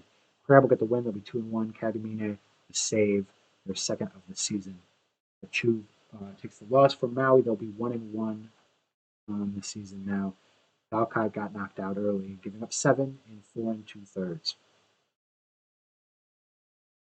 The Voyagers get revenge on the last game for the Vandals, winning 8-2, holding the Vandals to only 4 runs. Voyagers getting 10 themselves. 3-run innings in the 6th and 7th helped the Voyagers pull away. Ruff with 3 RBIs. 2-for-4 day for stand up on the Vancouver side. For the pitchers, B.V. Zielman gets the win. They're now 5-2 as they give up 2 runs in 7 2/3. Silliams takes the loss for Vancouver. That will now be 1-4. B.V. Zielman is your player of the game, winning pitcher for Vancouver. Boise Raptors defeat Buffalo 6-1. They're now 18-14 on the season. Derek Rogers Jr., your winning pitcher for Boise. Toot Bland, the 3-run home run in the bottom of the second as Raptors put up 5 that inning. He had himself a solid game. Bodnar went 3-for-3, continues his strong sim with an RBI as well. For Buffalo, Rolo takes the loss as he got knocked out early, giving up 6 runs in 2 1/3. They'll be 4-4 on the season. Derek Rogers Jr. gets their second win of the season and the second win of this stream. They're now 2-3, giving up 1 run in 6 innings pitched, and he'll collect your player of the game. Timmy getting their first save of the game as well. Go to San Antonio, where the Sloths beat the Aviators 6-1. The Aviators scored their lone run in the top of the 8th. Outer Banks is held to only 5 hits, 7 for San Antonio, but six runs. A home run from San Antonio. Linus Riverboat also hit a home run, his 5th of the season. Thanks. Dwight gets the loss for Outer Banks, giving up 6 runs in 6 2/3. They'll be 4-3 on the season. Billy Greer getting the win for San Antonio as he throws 6 2/3 shutout innings, allowing 4 hits, and he'll be your player of the game as well, sporting a very crisp 1.73 ERA. The Sea Serpents do it again to Sarasota. Sarasota now 3-21. Getting the Sea Serpents win 12-5 in Seattle. We're now 13-19 on the season. For Seattle, Campbell goes 2-for-3 with 2 RBIs, scores 2 runs. You've also got 3-for-4 day from Scruff McGruff as well, and 3-for-5 for Santana Cruz. Sarasota was able to put together 11 hits. A cardboard cutout of Derek Jr. goes 2-for-5, but gave up much too many runs and That'll do you. Josh Smaxson takes the loss. They'll be 0-7 on the season now as they give up 6 runs in 4 2/3. Cantaloupe Crocodile gets the win. They'll be 3-3 on the season. Jackson DeMarco throws 2 2/3 shutout innings, 7 strikeouts, 1 walk, gets their fifth hold of the season. 0.58 ERA. Incredible season so far for DeMarco. Davies Campbell was your player of the game. Seattle. New Orleans beats Nashville as Nashville continues to slide. The Rougarous winning 8-5 at home. 4-run top of the second helped New Orleans jump out early and never really gave that lead back. Gustav Beauregard going 3 for 4 with 2 RBIs, scoring 3 runs for the Rougarous. 8 hits spread out even for Nashville. For the pitchers, Havoc gets the start and the loss for Nashville as they give up 6 runs in 3 2/3. Rayner with 3 runs in 7 1/3. The win, they'll now be 6-1. Gustav Beauregard is your player of the game. And Cancun takes down Detroit in Cancun. The Toros now 14-18 on the season as they win 4-2.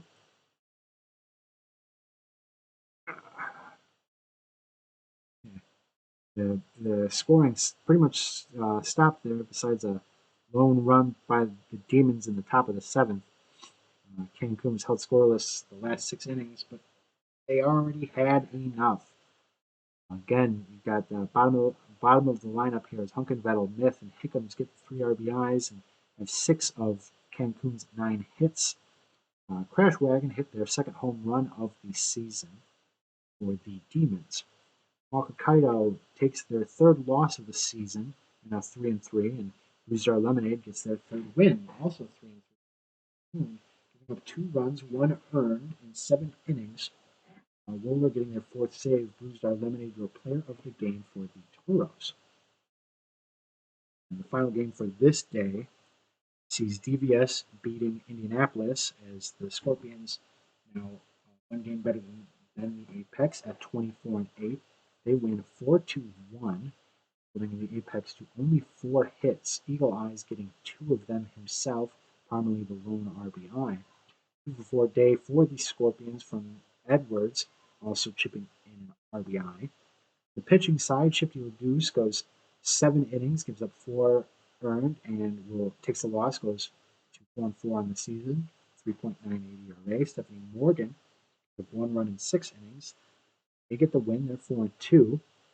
Pressing their fifth hold. Buster Baxter, their fourth save. Stephanie Morgan, your player of the game for the Scorpions. Going to minors for 31st. Have the Dynamos beating the Kingpins as 9-4 as Dallas getting hot here this sim. As they win 9-4 over the Kingpins, scoring 4 in the 7th and 3 in the 8th.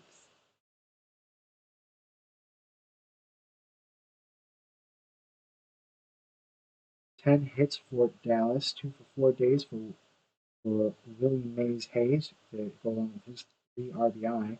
2-for-4 day from Applegate on the Chicago side, getting 2 RBIs and 2 runs. Hayes and Nacho Man also hitting home runs on the Dallas side. Michael Redacted getting the win for Dallas. He gave up 2 runs in 7 innings, getting his first win of the season, getting the ERA down below 5. Congratulations to him. And Grimes gets the no decision in the start for Chicago. Kingpin will take the loss, as Kingpin and Shoemaker both gave up a bunch of runs. Michael Redacted, your player of the game. The Brew City Bears beat the Florida Flamingos 10-0. Flamingos held to just 5 hits, 11 on Brew City's side. And Rock out with your Crocs out, having a fantastic game for Blue City, going 2 for 4 with 2 runs and 6 RBIs off the back of 2 home runs. Justin Stradley and John Doe Jr. chipping in home runs as well. 2 for 3 day for Florida from Yup Yuppers is pretty much the only performance worth mentioning there. For the pitchers, Ragnarok goes 8 1/3, 4-hit shutout. Um, couldn't quite get it done, but they get the win. They're now 4-3 for Blue City. On the Flamingo side, Guy Bleedy gives up 6 runs in 3 2/3, 6 the loss. They're now 4-4. Rock out with your Crocs out, the player of the game with their 2 home runs. Wheelers, Armadillos, low scoring, tight game, pitchers affair. Sees the Wheelers win 1-0 against Amarillo. Look at that, top of the ninth. For some reason I thought it said strikeout. Brood hitting that home run off Mike Kudowitz, the only scoring this game. Reza Oatmeal goes 2 for 4, the rest of his team getting 1 hit. Kudowitz, good game, one run in 6 innings, but they take the loss, so they'll be 4-4. Stranger gets the win for Anchorage. 1 hit, 2 walks, no runs through 7 innings. They'll now be 5-2 on the season. Beta Bombs gets their 7th save of the season. Tim Stranger, your player of the game, for their great pitching performance for Anchorage. Kansas City gets the win over State College as they throw 4 runs in the bottom of the 8th to come back from a game that they were down for most of. Rallying there late. The Swift Seeds with that loss will now drop to 11-22. Samson for the Swifties going 2 for 4, has a pretty good day, scores 2 runs as well. And then Minion hitting a home run for the Hepcats. Also got Dustin Johnson and Park Factors going 2 for 3 here as well. Look what you made me do, taking the loss and the blown stave for State College, giving up 4 runs in 1 1/3 innings of relief. Swantavius Day only gave up 1 run in 6 1/3, but it's stuck with a no decision. Winters for the Kansas City side will get the win in relief. They're now 1-1. And definitely not Kevin Choate will get the 3rd hold of the game in Mosley, or the season, in Mosley with their 2nd save. Swantavius Day in the no decision for State College is at least able to get a player of the game.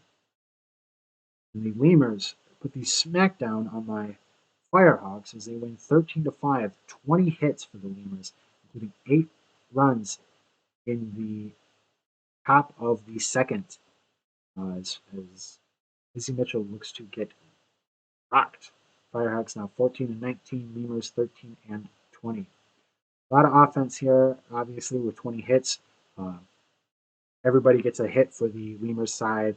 I'm seeing 3 for 5 with 4 RBIs, 2 for 3 with 3 RBIs for Barry Bonds. Escolito going 2 for 4. You get the picture. A lot of offense. Barry Bonds hitting a home run. Kevin Larson and Sawyer Stern hitting home runs for California as they are able to score 5 runs themselves, but not 13 and certainly not 20 hits. Ryan Lane gets the win as he gives up 5 runs, 4 earned, in 6 1/3. Lizzie Mitchell takes the loss as she gives up 8 runs in 2/3. The bullpen, the army of bullpen bots don't do much to help the game. Chase Brownwell, your player of the game for Louisville's. I mean, pick anybody basically. They all had a great game, but 3 for 5 with 4 RBIs, certainly deserving enough.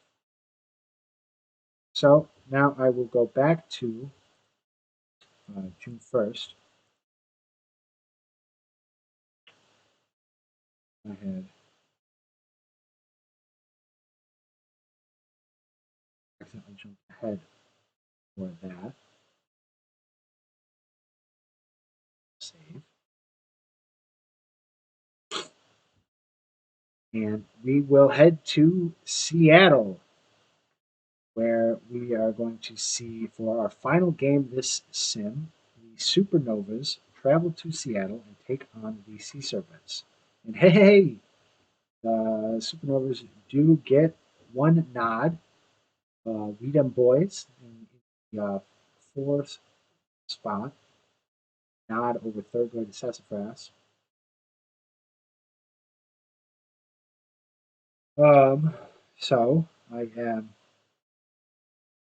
just going to pray to the sim gods for a nice, uh, close game, or not low scoring game. Just don't want a 25-1 game. I would, I wouldn't go with a prediction. Too crazy. You could do something like, does Jackson DeMarco make an appearance, or because yeah, I think if you do something too tied to offense, I don't know, you might run the risk of something going crazy. Um, we have to watch a Sarasota game. I put on what they asked me. So they say give me a Sarasota game, and they'll get a Sarasota game.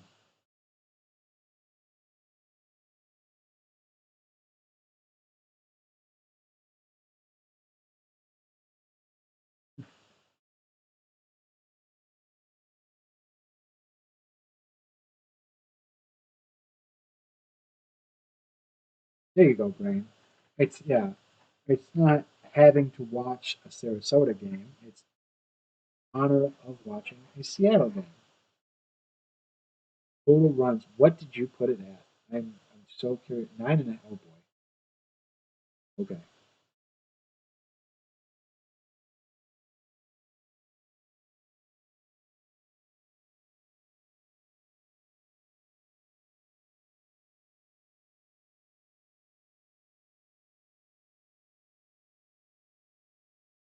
Um, and we'll see.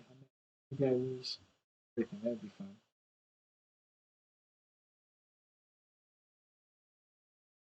But big and big. Oh, okay. Here, I could just make them as big as possible. I had, sorry for, I had tiny players, giant balls. Another sim game. Yep. So, hoping it, at least that this game goes quick. So I'll go ahead and get this game started.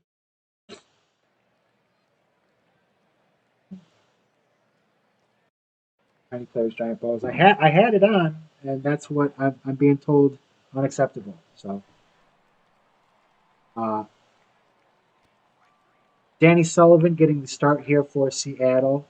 Cardboard striking out a cardboard cutout of Derek Jeter to start this game. Well, for the second out, and then striking out Zach Washington. So 1, 2, 3 go Sarasota. Joe Warner on the hill for the Supernovas, as Anita Farting House will start this game off with a single. Santana Cruz uh, hits that one to the shortstop, but they can't turn the double play, so they only get the one. Law will fly out to the shortstop, and then Thurgood Sassafras will ground this one to second base. So through one inning, no scores. Overs are sweating. I very well might just be the only one. Weedham Boys to lead it off for Sarasota as he gets this one in front of uh, the right field line. And Olson grounding to the shortstop, but he'll step on the bag and hold on to the ball, so they only get the one. And then Poppin hits this one to second base for another fielder's choice. So NATO now flying out to right field for the second, or for the final out, excuse me. So we get through the second, and no runs, just the one hit. Campbell lines it to the third baseman, and Kroposkov gave it a try, strikes out there.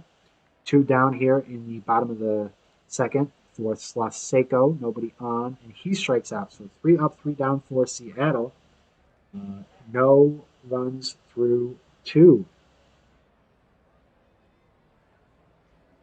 Danny Sullivan back on the mound. Vanderbilt leading it off for Sarasota. Grounding out, and Rembeverwinkle will fly out to.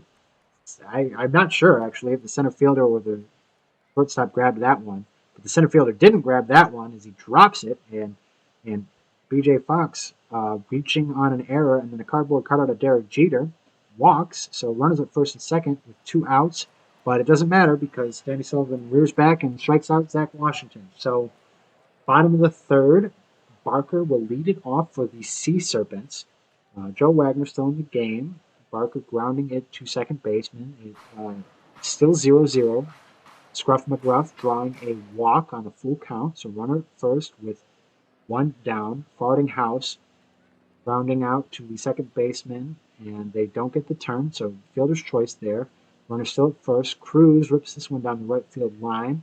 Looks like we'll have runners at the corners, and we do as Farting House slides safely into third. And then Milot drops this one in front of the left fielder. So runners at first and second, I believe. Yep, 2 outs. Third Sassafras up. Hits this one deep into right, and it's gone. 4-0 ball game. Seattle off the home run from Thurgood. As that one just barely got out over the wall, but it got out of here nonetheless. So Campbell now dropped third strike, but they get him anyway. The sides are tired. Inning ends. We head to the top of the fourth as Seattle is up 4-0. Weedham Boys to lead it off for the Supernovas against Danny Sullivan. Weedham Boys drops that one in center field, and he's going to stretch that into a double, and he gets it no problem. So Weedham Boys at second base as Olson draws a 4-pitch walk off of Danny Sullivan. So a couple base runners now. Hoppin strikes out. That's Danny Sullivan's 4th this game. So Anoto comes up. Runners at first and second with 1 out, and bye-bye. Another home run makes this a 4-3 ball game.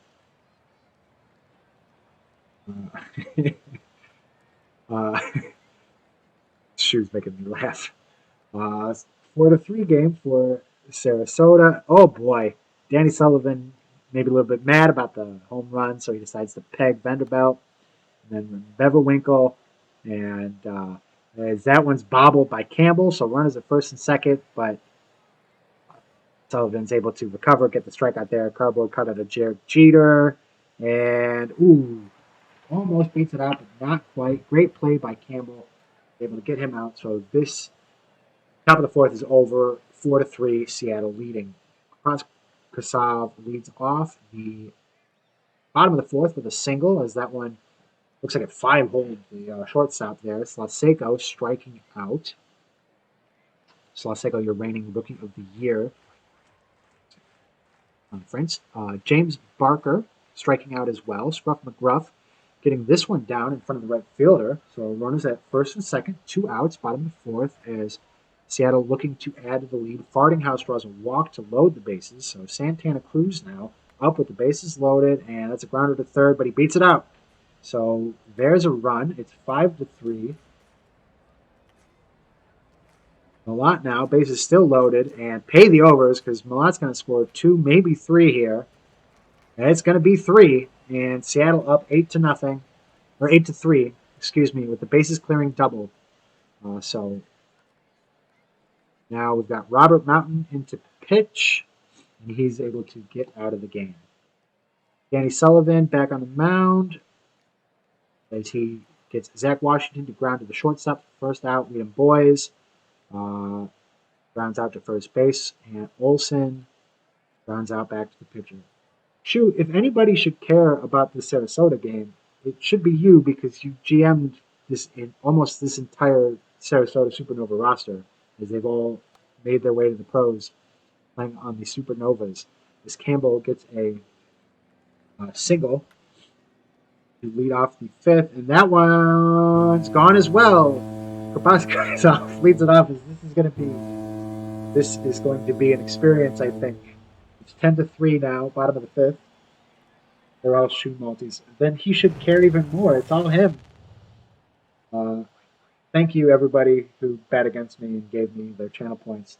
As Sloths strikes out again, Barker flies out to right field. Scruff McGruff now up to bat and will pop up to the second baseman. So the fifth inning is over. As top of the sixth, Danny Sullivan's still in. Other than that, one inning, he's been pitching very well. Gets a flyout, then a strikeout there, his sixth of the game. Josh Vanderbilt up to the plate, striking out as well. So 1-2-3, very quick inning for Sarasota. As Seattle's back up, Farting House leads off the bottom of the sixth with a single. Hot and staying hot. Cruz drawing a walk, so runners at first and second now. Malott up to bat. And that one's going to be gone, it looks like, as well. No. It stays in and it's caught. The Farting House is able to tag up, so runners at the corners for Thurgood, who hits this one into deep left center. That one's caught as well, and Farting House is going to tag up and score on the sac fly. So 11-3 now. Seattle leads. 2 outs. Runner at first for Campbell. Grounds this one to first base and ends the bottom of the sixth. So we head to the top of the seventh. Sullivan still pitching, and Beverwinkle grounding out to third base to lead it off. Sarasota still held to only 3 hits here. DJ Fox draws a walk, the third off of Sullivan this game. And then Carbo Cutter to Derek Jeter, the 5-6-3 double play inning over. As Danny Sullivan makes quick work of the Supernovas there. Proskov strikes out to lead off the bottom of the seventh as Robert Mountains come in and performed admirably in relief here, getting Sloths to ground out. Sloths having a bit of a rough game. And Barker slips that one past the shortstop, so runner at first with 2 outs, but McGruff grounds out to second, so that ends the bottom of the seventh. Top of the eighth, Sullivan back in once again. Washington flies out to left field. Weedham Boys up to bat now. He grounds out to first base. And then Jimmy Olsen tries to avoid another 1-2-3 inning, but he can't, and he'll be the 8th strikeout victim by Danny Sullivan. Bottom of the 8th, new pitcher now as Slug comes in, but it's more of the same for Farting House as they get another hit, staying red hot. Cruz lines out to short for the first out of the inning, and Malott hits that one into the gap. So you've got runners at first and second, 1 out for Thurgood, and hits a routine double play ball, and they're able to turn it. So they get out of the top of the 8th. Perry Hodder now in to relieve Danny Sullivan. He grounds that one back to the first base and then gets an auto to ground back to the first base as well. And Vanderbilt grounds to second. So boom, boom, boom, quick. And that's your ball game. As Seattle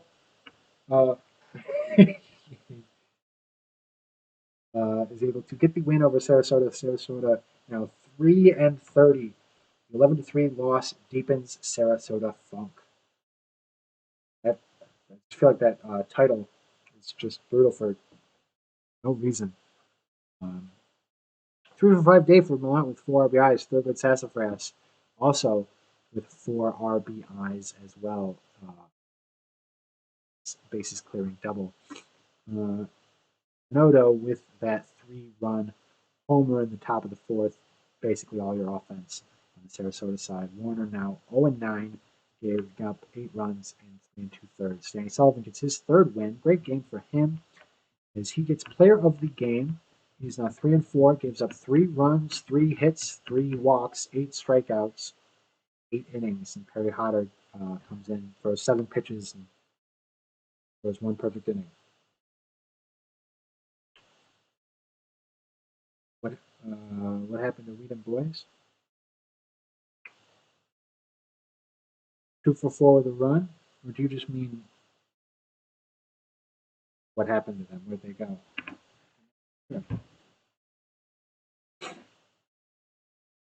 Yeah. Oh, I don't know that they are. Oh, wait a minute. That'll do it. All right, so to wrap up these games, Boise shutting out Buffalo. And look at that. Andrew Aram with his 20th home run tonight. Congratulations, Andrew Aram. Gold, as we call him. 200, I said 20th, didn't I? 200th career home run. 10 times more impressive.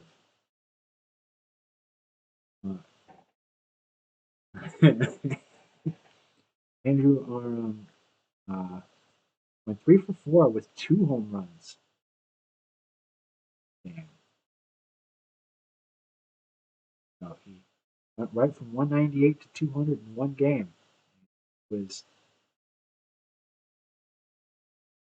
a big part, obviously, both solo shots, but big part of the Boise offense. Buffalo held only 5 hits and shut out this game by Andrew Lucas, who gets their 4th win of the season and throws the complete game shutout, allowing only 5 hits to Buffalo. On the Buffalo pitching side, Lucky El Charo goes 4 innings, gives up six runs, takes the loss. They'll be 3-6 on the season. Andrew Lucas, your player of the game. Congratulations once again to Andrew for their home runs. Love round numbers. Outer Banks beats San Antonio. Outer Banks now 13-20. San Antonio 23-10. As the Aviators win 4-3. Dan Halen hit a double and a 2-run home run in the top of the first, helping propel Outer Banks to this win. Christy Abbott had 2 RBIs for San Antonio, 2 RBI. For pitching, Bob Beaumont gets the win. He's 3-2 on the season, gives up 1 run in 7 innings. Home Windsor gets just their 2nd loss on the game. 4 runs in 6 2/3. Sky, it's their 3rd save for Outer Banks. McDonald's their 2nd hold. Bob Beaumont, the player of the game for Outer Banks. Providence goes to Maui and beats the Makos 8-3. Providence now 19-14 on the season. Makos out-hit the Crabs 12-8, but outscored. In the top of the 6th, the Crabs just absolutely exploded.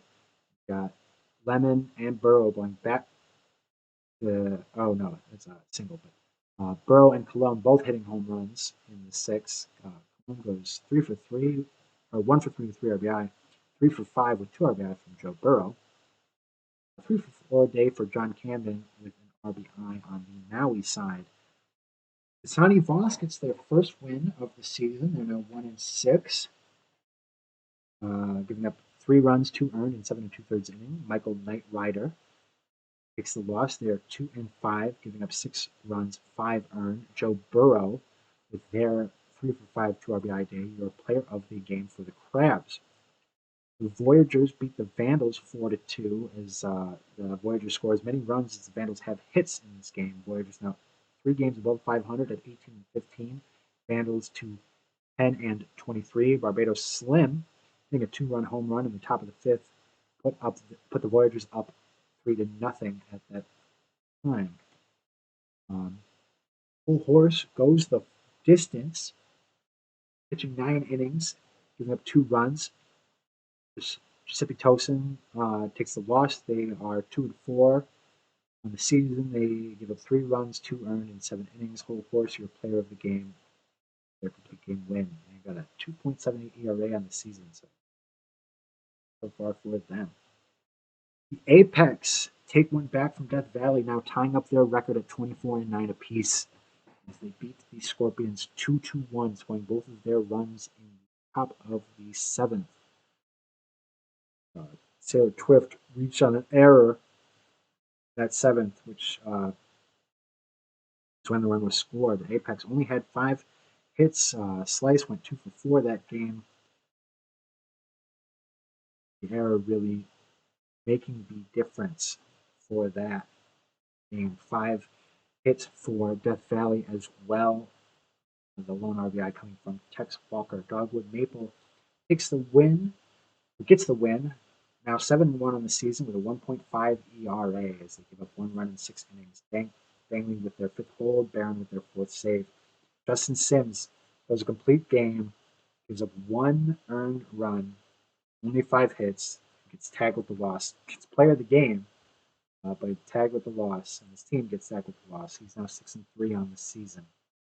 Watch the Sarasota game. Nashville stops the bleeding, beats the Rougarous 8-3. They're now 16-17 on the season, hands New Orleans their 10th loss.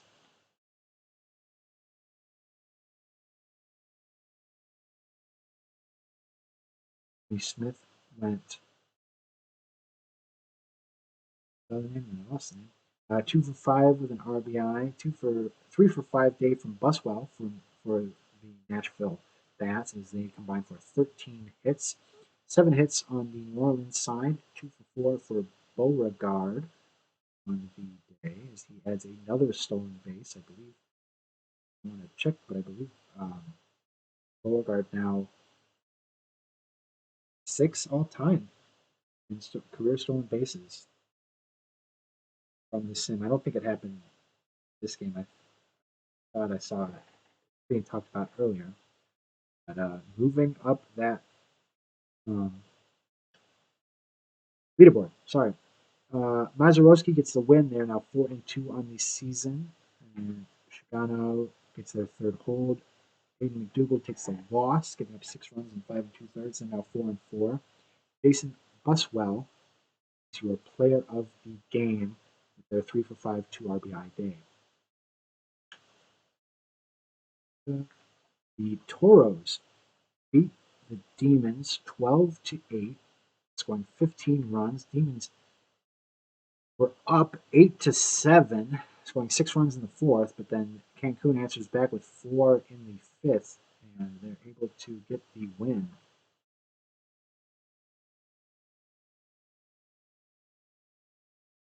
Kayleen hitting a grand slam in the bottom of the fifth, 5-4 RBI. Also had a 3 for 5 day from Hunkenvettel with 5 RBI, scoring 2 runs. A lot of offense on the Cancun side here. For Detroit, Danny B, Justin Blamo both going 2 for 4, as well as Ben Stackenpaper. They had 11 hits as a team, but it wasn't enough altogether. For Detroit, their pitcher, Ricky Vaughn, gets roughed up, gives up 7 runs in 2 2/3. Sad Pepe gives up 3 runs in 2 innings. They'll take their first loss of the season. Robert also gets pretty roughed up. They give up 8 runs, 5 earned in 3 2/3, but they escape with a no decision, and Daw Egg gets the win as the bullpen picks them up. Law getting their 4th save of the season, and Hunkenvettel is your player of the game for Cancun. That wraps it up for the majors. No minors games, so yay, we made it.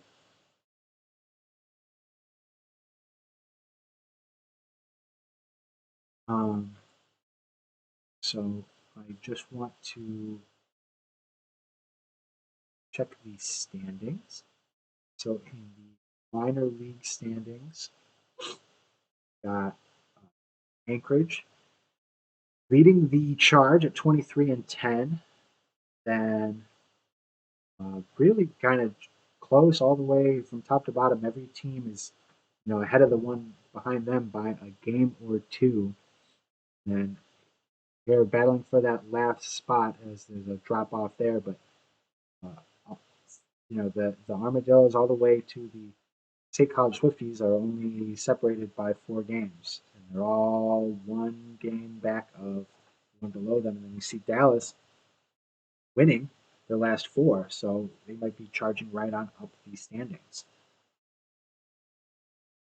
And going to the Major League, looking at the Major League standings, not a ton of changes, especially in the order of everything. But New Orleans, hot on Death Valley's heel as they're only 1 game back now. Indianapolis 4 games ahead of Detroit. San Antonio 4 games ahead of Boise. And Providence in New York fighting.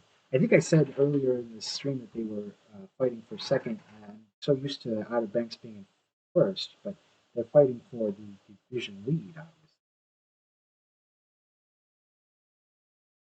And then for the wild cards, got the Rouge 3 games up on the Demons, who are then 4 games up on the Stars in the Champions Conference. And in the Legends Conference, you've got the Raptors and the Voyagers separated by 1 game, and then they are 5 games ahead of Buffalo and Outer Banks, who are then another.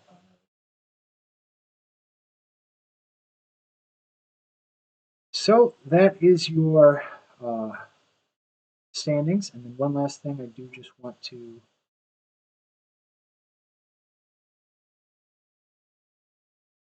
look at. Yep, 521 stolen bases for South Beauregard. 520 was the milestone that he passed. So I did go a little long, and I know we do start. I do start a little bit later than other guys, so I appreciate everybody hanging out and staying up. I didn't see any comments here. Let me actually, before I start blabbering, upload started. Didn't see anybody comment anything about volume. How was volume this time? I tried to do a little bit of things on my end to make myself a little bit louder. Was I better this time from a volume perspective? Because I heard that some people were that I was I heard from some people that I was kind of coming in and out sometimes.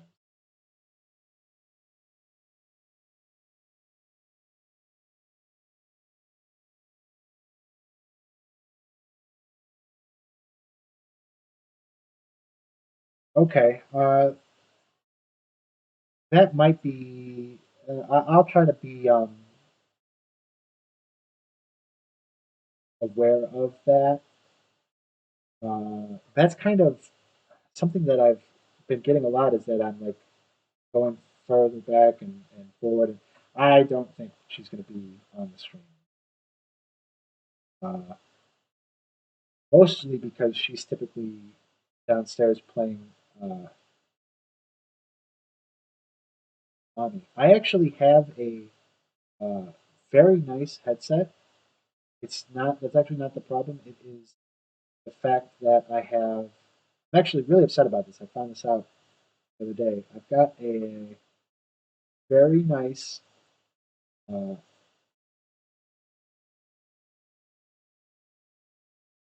laptop, uh, uh, high-end Zephyrus laptop. It's one of the better laptops that you can get out there. It's not cheap, and in it they soldered onto my motherboard a Realtek sound card, which is um, pretty low quality, really, for a sound card. And considering everything else that's in there, I was a little bit surprised to find that out, and a little disappointed. And there's not really much you can do about your sound card for a laptop.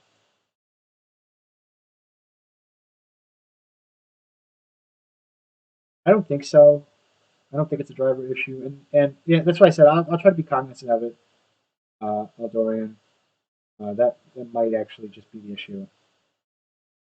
Um, so yeah, I'll try to be a little more aware of that.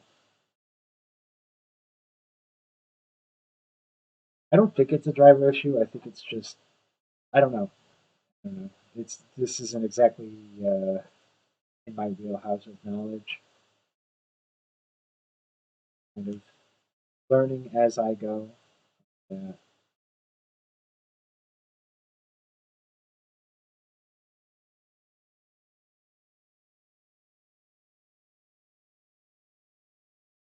Maybe I did have a lot of those things turned up this time, and it's funny because on my as I'm watching my volume,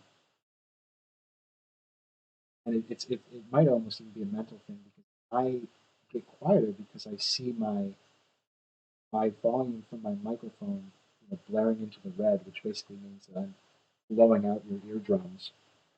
And uh, getting the feedback from everybody, clearly that's not the case.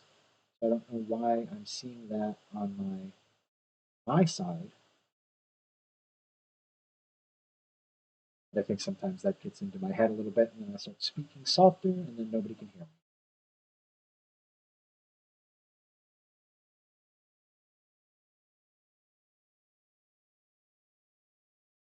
Quicker than last time by a little bit, so that's good. Still like to definitely speed this up, but this was also not the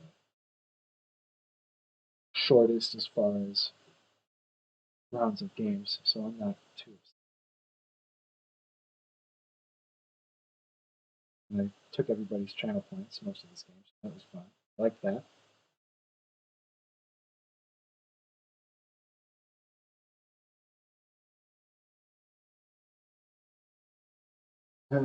Just waiting for up now. Almost done.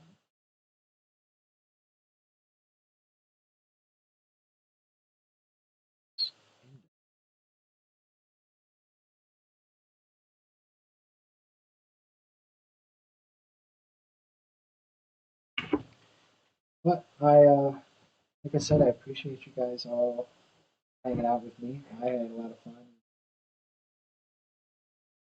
I Poor California took it on the chin a little bit this stream. I think it's kind of hard to see exactly what is going on. I don't really have any context. I don't know. They might have just lost the last game, and that's what I remember. But uh, so far, it seems like anytime I've come on stream, either my player or my team not exactly benefiting from that. But it sounds like that might be common.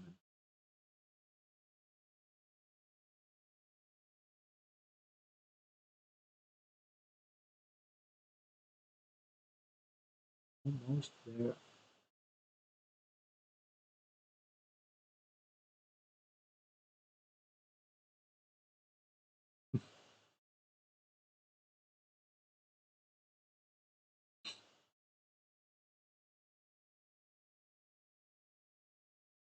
Uh,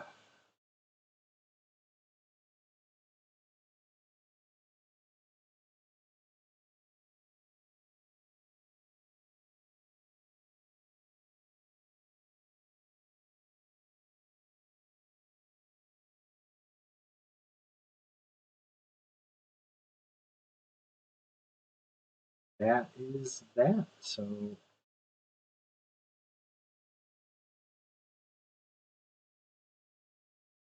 all good and done on June 1st. So, like I said, everyone, thanks for hanging out with me.